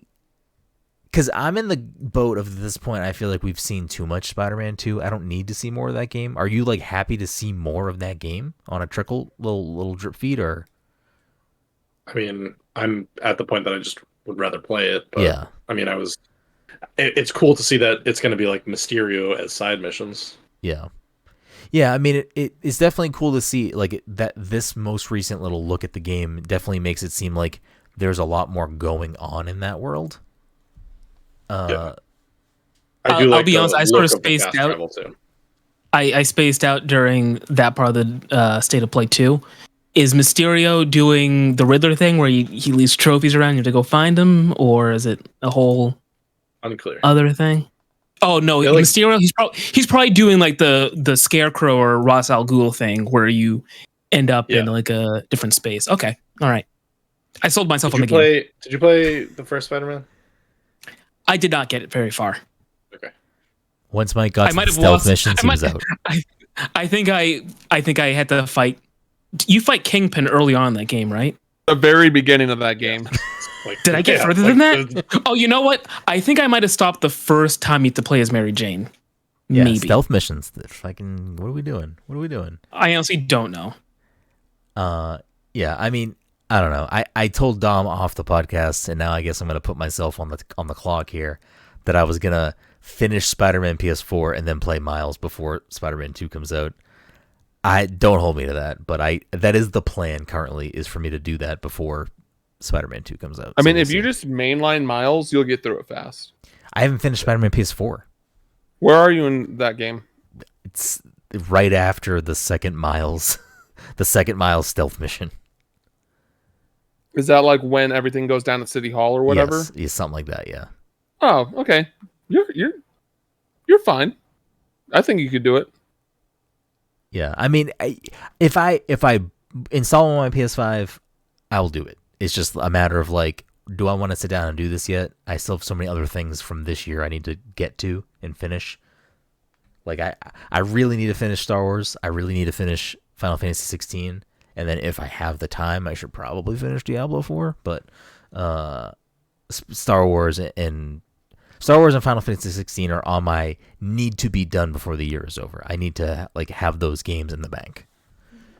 Yeah, no, I just spent like the last about 24 hours when I wasn't sleeping or stressing about my car I was trying to like do all the stuff in Miles Morales that I didn't need to do in New Game Plus, so that I could do a New Game Plus, just mainline it, and then like get the platinum because I don't really care about platinums, but like my first platinum was Spider-Man PS4, so I was just like, okay, I definitely need to do Miles Morales, and I'm going to do Spider-Man 2 as well. Like I have like maybe 6 or 7. Spider-Man. What? I think I'm pretty close with Spider-Man. I don't have any platinum trophies. I think Yeah. I'm pretty close with the first one. I got like 6 or 7 under my belt. My only platinum trophy is Persona 5 Royal, and it is gonna stay that way. Until Persona 6 comes out. Well, I hope that Persona 6 is also on Xbox when it launches, and I will get... Oh, that's actually true. I will That's get I will get all the achievements there. But That's true. I'm an achievement guy. Trophies don't do anything for me, but... Same here. Persona 5 is like a game that I really, really love, and when I finished Persona 5 Royal, I was like, I don't have much else to like, there are some harder things to do to get these final trophies, and I was like, I'll do it. So yeah, I mean, there was a couple of things. I feel like there was maybe one other thing specific. Like there's not a lot of new stuff. Helldivers 2 we got a longer look at. I think that game looks fun. I might pick that up when it comes out. But really the star of the show here, in I think probably a lot of people's opinion, definitely Cam's opinion, and probably also my opinion, is Final Fantasy VII Rebirth. We got a very, very long look at that game, and wow. It's insane how good that game looks, like visually. It looks so goddamn good. Oh, I guess kind of worth mentioning that probably Cam's Game of the Year 2023 is coming to PlayStation 5, Honkai Star Rail. Oh, no. Like, Trails into Reverie is still my Game of the Year. Oh, okay. But that's just for such a specific, series-related reason. But after that, it might be. Yeah. But let's talk about Final Fantasy VII before we wrap things up, because I know this is like, for you, this is a big deal. Oh, yeah, it looks amazing. And, like, I think that I'm really glad that, because there were some interviews that came out from the PlayStation blog, from the PlayStation blog that in regards to explaining some things that I definitely think fans would have been like theorizing about, and like, oh, like when's the game gonna end? Oh, like this, that, and the other. And like I think that they really cleared up some of that stuff. They cleared some stuff up, but I feel like they also like are purposely like, but this is where it's gonna end, this game. I know, and that, like, I think that's a good thing. Like, because I feel like that. Before you say anything else, Mike and do you know story beats from Final Fantasy VII OG? Just the one. Is the thing that you know a character that dies, Mike? Yes. Okay. Yeah. Dom, do you know that spoiler or no? I don't know. Probably not.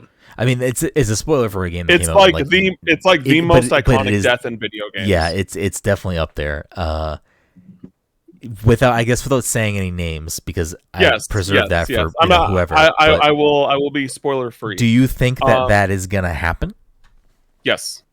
Okay. Well, no. I don't think it's gonna. Do you want it to happen? Yes. Okay. I want it to happen.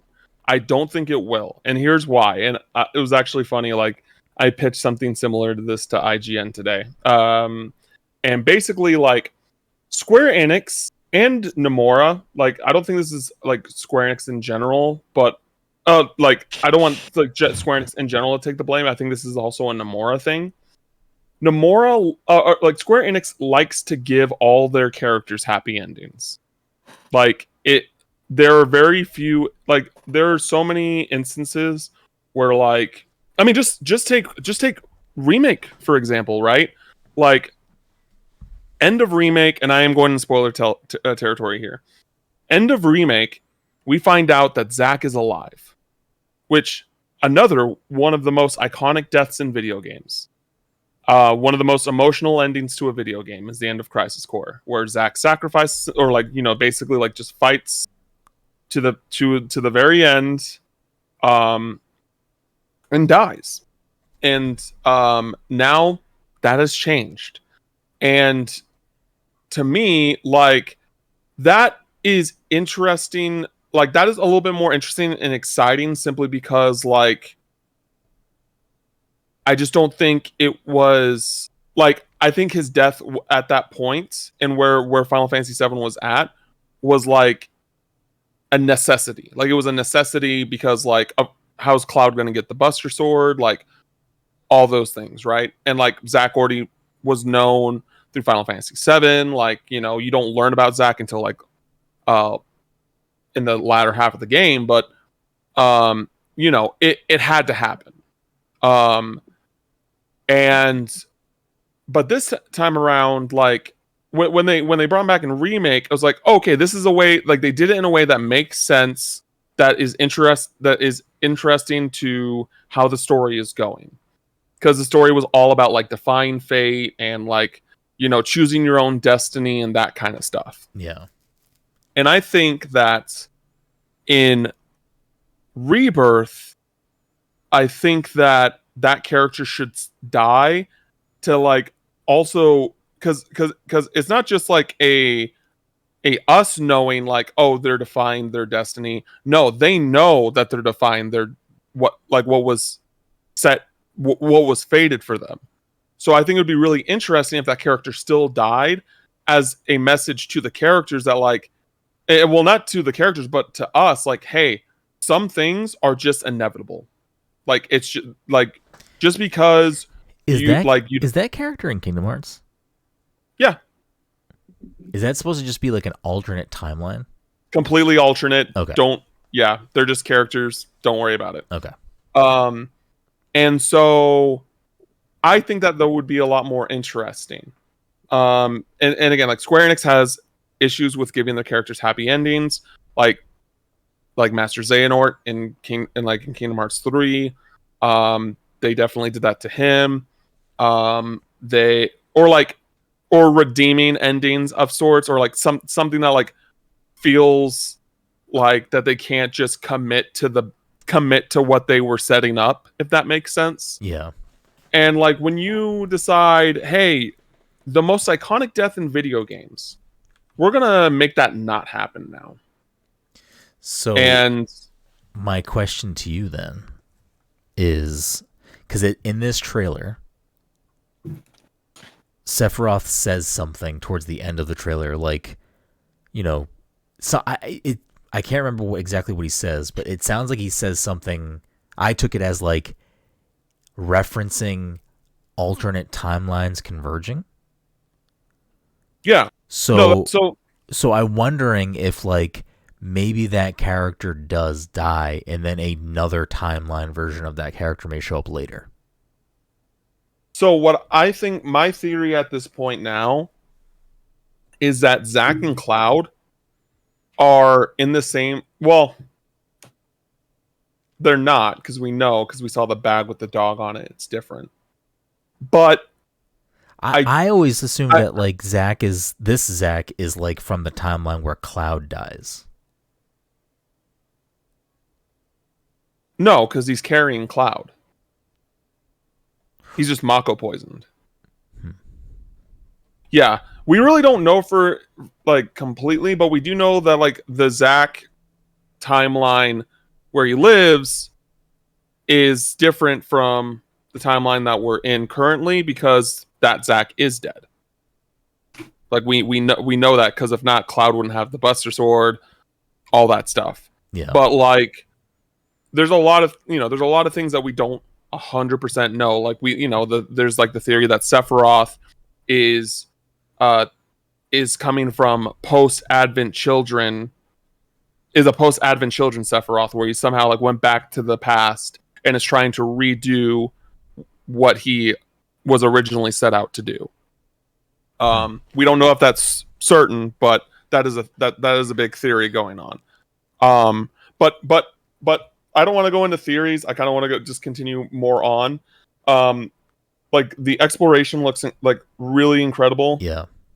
Like, Nomura more or less said that the game is going to end during that scene, like, after that scene, that we're talking about. Oh, this game is absolutely ending on like the most bonkers cliffhanger. Like this game is gonna be like the thing that's like we have to wait how long to see what the fuck is happening next? Probably 3 years. Yeah.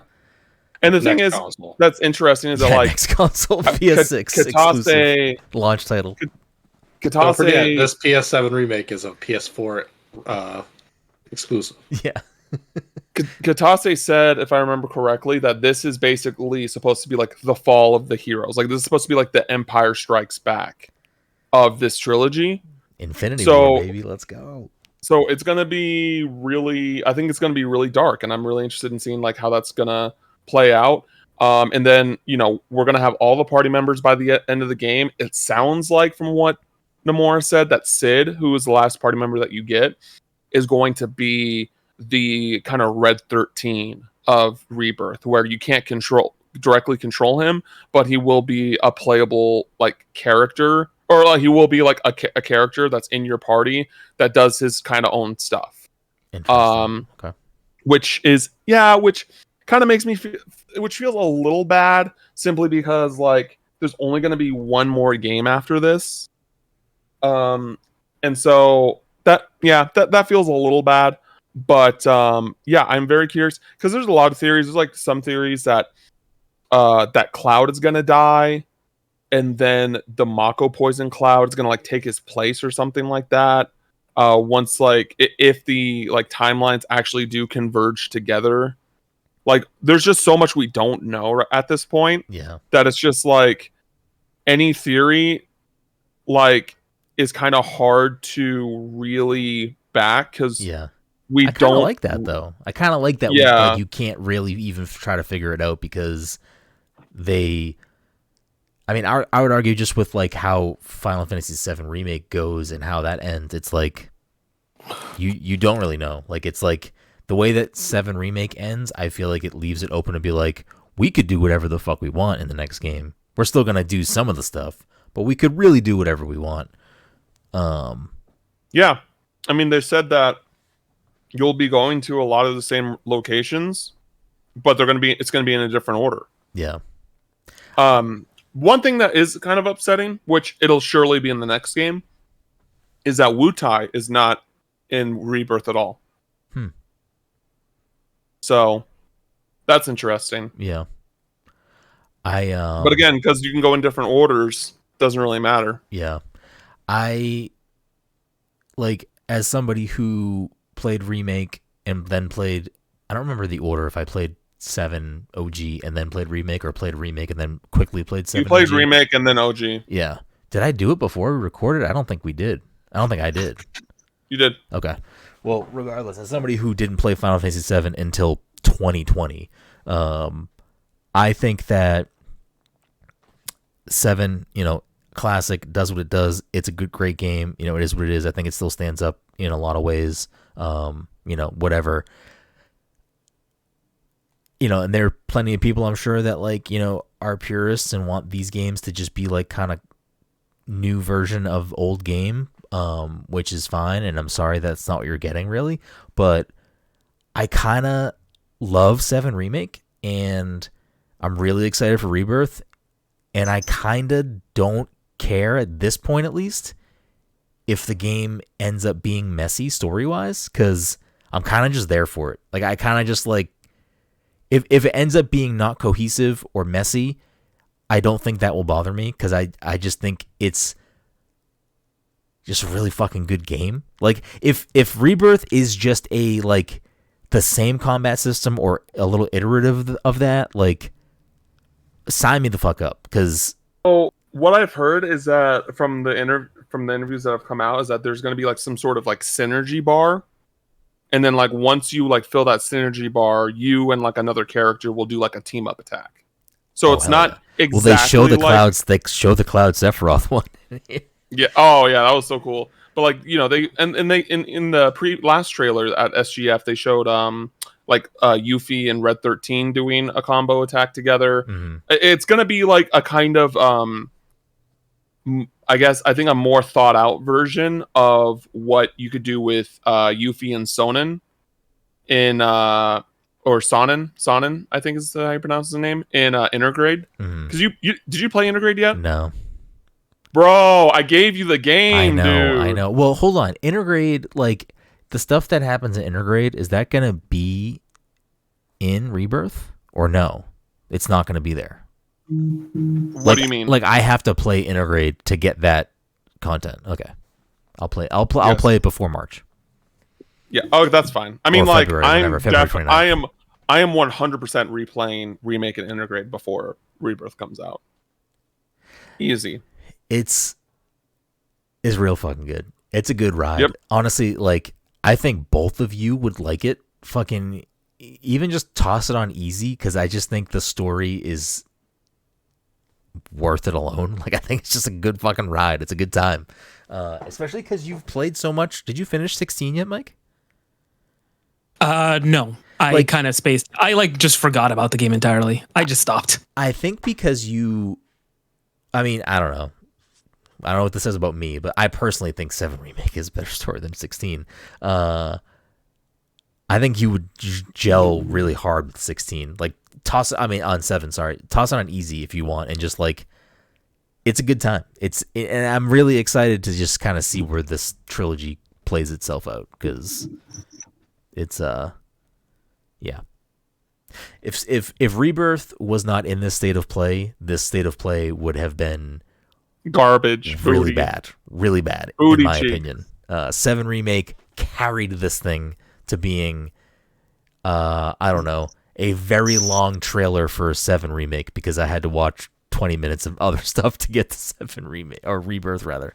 Yeah. And like here's the thing, like again, like there's so much stuff that and granted TGS is coming up and maybe they're gonna show some stuff off and waiting for TGS, but like there were hints that like we're gonna get something new for Stellar Blade. Where's Little Devil Inside? That game is still MIA for a while. Does the same thing happen with State of Plays that Nintendo Directs? Is there like other region versions that might have different stuff in there? I don't think so. Okay. I think with State of Plays it's the same. So yeah, State of Play, it was the Final Fantasy VII Rebirth show. It was. Oh, also that sexy ass collector's edition. Yeah. With 19 inches of Sephiroth. Mm-hmm. Are you actually thinking about getting it? I thought about it, and then when I looked at the price tag, and I was like $350 plus they charge shipping plus tax. I'm like, yeah, it's a lot. It's cool, a lot, but it is a lot. So I don't know. If I see it go back up, I might consider it. But statue. Yeah, 19 inches. I think it is back up. Oh damn! Don't say that. I think it is. I'm gonna check right because I still have the page here because like if I get paid for like some recent jobs, I might. It is. I mean, listen, it's a dope Sephiroth statue. So yeah, it's real nice. So. But even so, like, I mean, you're really just buying the statue with that because, like, the deluxe edition comes with everything else, like the steelbook. Because there's a steelbook with the deluxe edition with that one, but with Intergrade, it was a pre-order exclusive for like the PS5 version of Remake. Yeah. At GameStop. So and like because I remember I went there right when they opened that day, and they had 2. In stock. They had 2 steelbooks. They had one for me and one for whoever else picked it up. And so like I've never like looked to see how much that steelbook has gone up in price, but I'm just very glad I have it so that when and then I also have the Crisis Core steelbook as well, which was a Best Buy exclusive. So I got them all, baby. Like I'm collecting all the Infinity Stones when it comes to Final Fantasy VII. Hell yeah. Cool. Yeah, I think that'll kind of cap us off here with all that stuff. It was a fine Nintendo Direct. It was a whatever aside from Final Fantasy VII State of Play. Before we wrap things up and head on over to the final game of the show, Cam, take a second, plug whatever you want to plug, and where can people find you? I mean, you can find me Cam Final Mix. I have a GoFundMe right now that I'll probably just like link to Brenden to like help with bills and car repair, as my car's going to be in the shop for the next 2 weeks, and that's how I've been making money because I've been unemployed all year.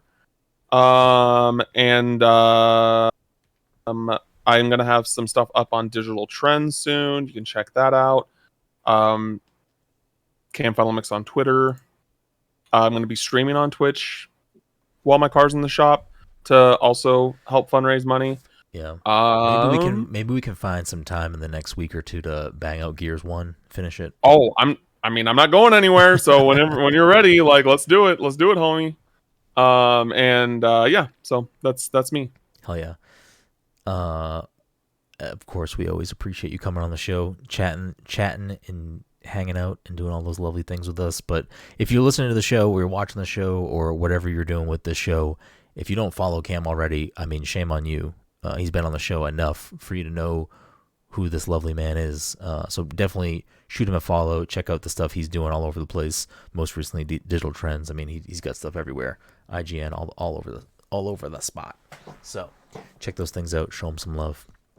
Of course, you can find us everywhere at pastcontroller.io.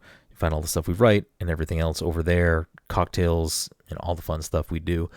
If you're listening to the show on podcast feeds, we do record the show every week live at twitch.tv/pastcontroller. So if you do want to see what we look like, watch us instead of listening, that option is available live every week. Or if you can't make the live show, obviously, you can watch us later on YouTube. Just search Past the Controller Podcast. All of our stuff will come up. We have other things over on our YouTube channel as well as our Twitch channel. We stream games from time to time, Fortnite, other things, first hours of new stuff, indie games, all these things, all on the Twitch channel, all later on VOD at YouTube. So check those things out.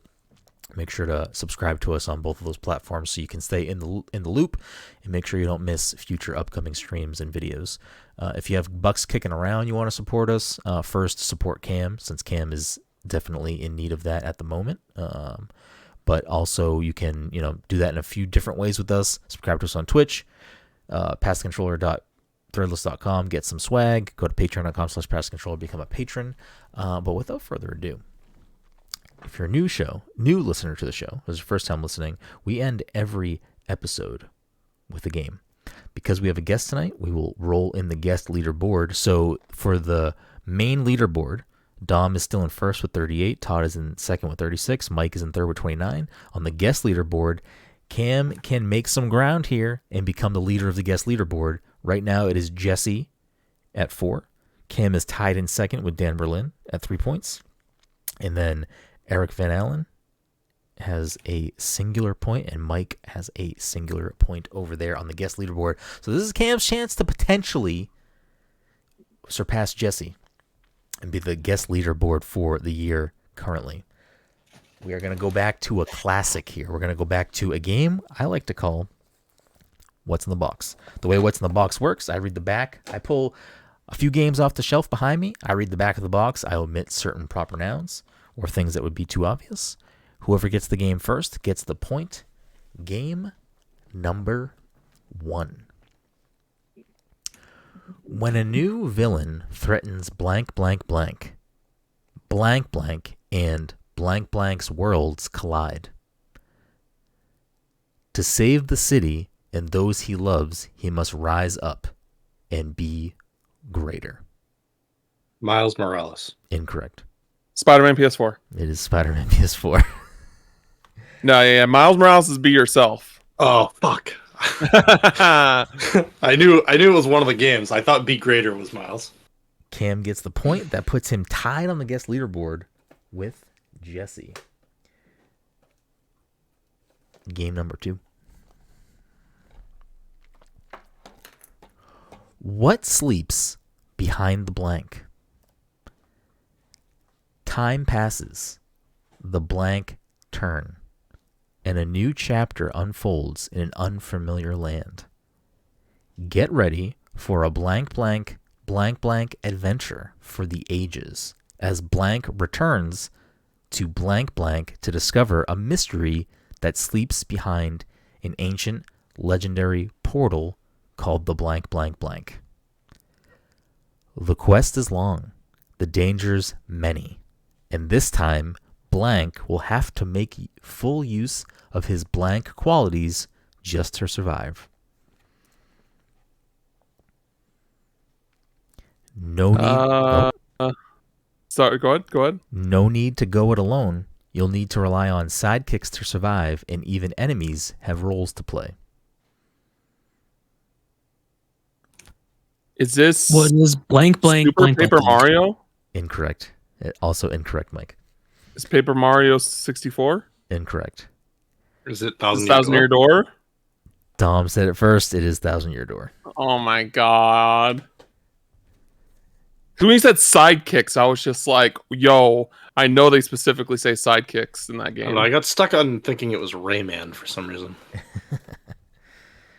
Game number 3.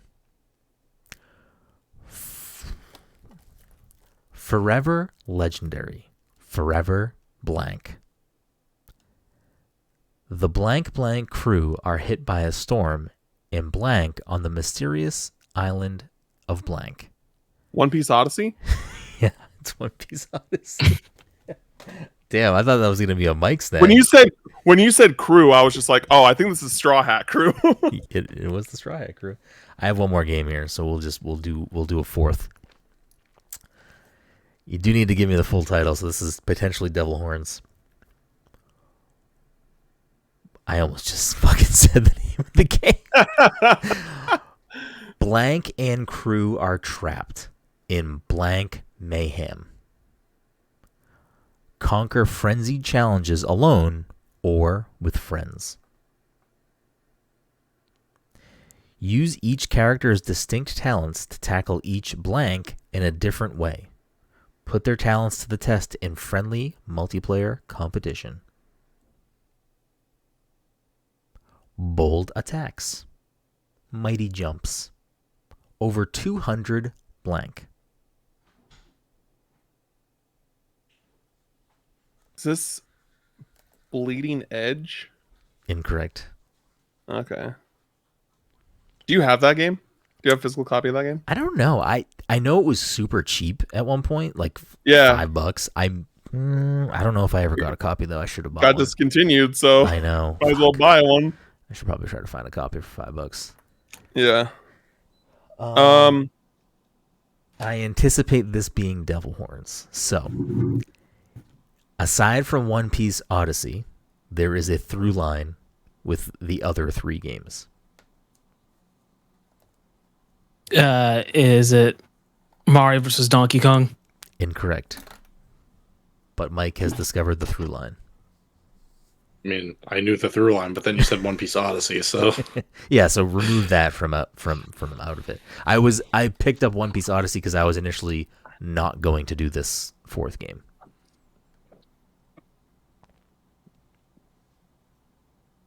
There's a through line.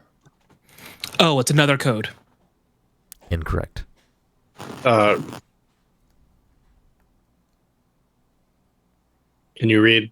That's all of it, That's obviously? everything, yeah. Can you start again? Blank and crew are trapped in blank mayhem. Conquer frenzied challenges alone or with friends. Use each character's distinct talents to tackle each blank in a different way. Put their talents to the test in friendly multiplayer competition. Bold attacks. Mighty jumps. Over 200 blank.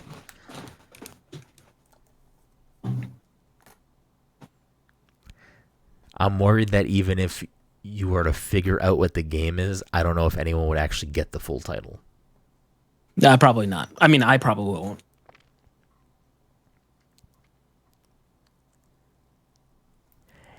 A new game in this series was in one of the presentations.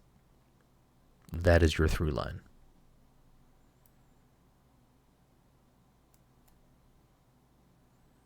Is it Mario versus Donkey Kong Miniland Mayhem? Incorrect. Is it Mario and Donkey Kong 2 March of the Minis? I'm holding a Switch game.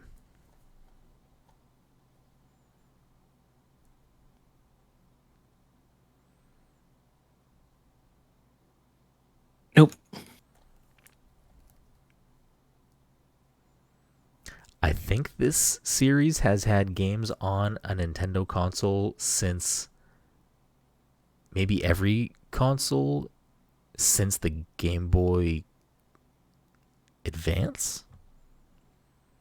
Oh, So you're telling me this wasn't in the state of play? Correct.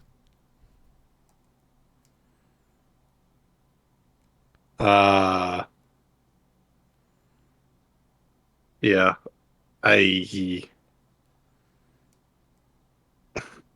Is it? Whatever. WarioWare, touch me. That is a WarioWare game, not this Is it? one. But it is not this one. WarioWare, get moving. I think WarioWare Smooth Moves. Smooth Moves is the Wii game. Get Movin', is that the newest one coming out? I don't know. I just know that all of WarioWare the titles are- Twisted. Twisted is, I think, DS or Game Boy Advance. WarioWare Do It Yourself. That's also handheld. WarioWare, I'm coming bucket. WarioWare Gold. Nope. WarioWare. Oh, oh shit! WarioWare Get It Together. It is There WarioWare. it is. Get it together. Yeah, I forgot that you said it was a Switch game. I'm like, oh, right, shit. That gives Cam 2 points. 3 Uh, points. No, No, Dom got one. Oh wait, Yeah, you did 4 Yeah, games. I got Spider-Man. I got you're One right, you Piece, got and One I Piece. got. So that puts Cam Yeah. at 7 on the guest leaderboard. So just triple jumped over Jesse. Dom got a point, putting him 3 points over Todd. That'll do it for this week's episode 386. Thank you again, Cam, for coming on. Thank you guys so much for listening and watching out there in internet land. Leave us a 5-star review. It's very helpful, and we'll see you next time.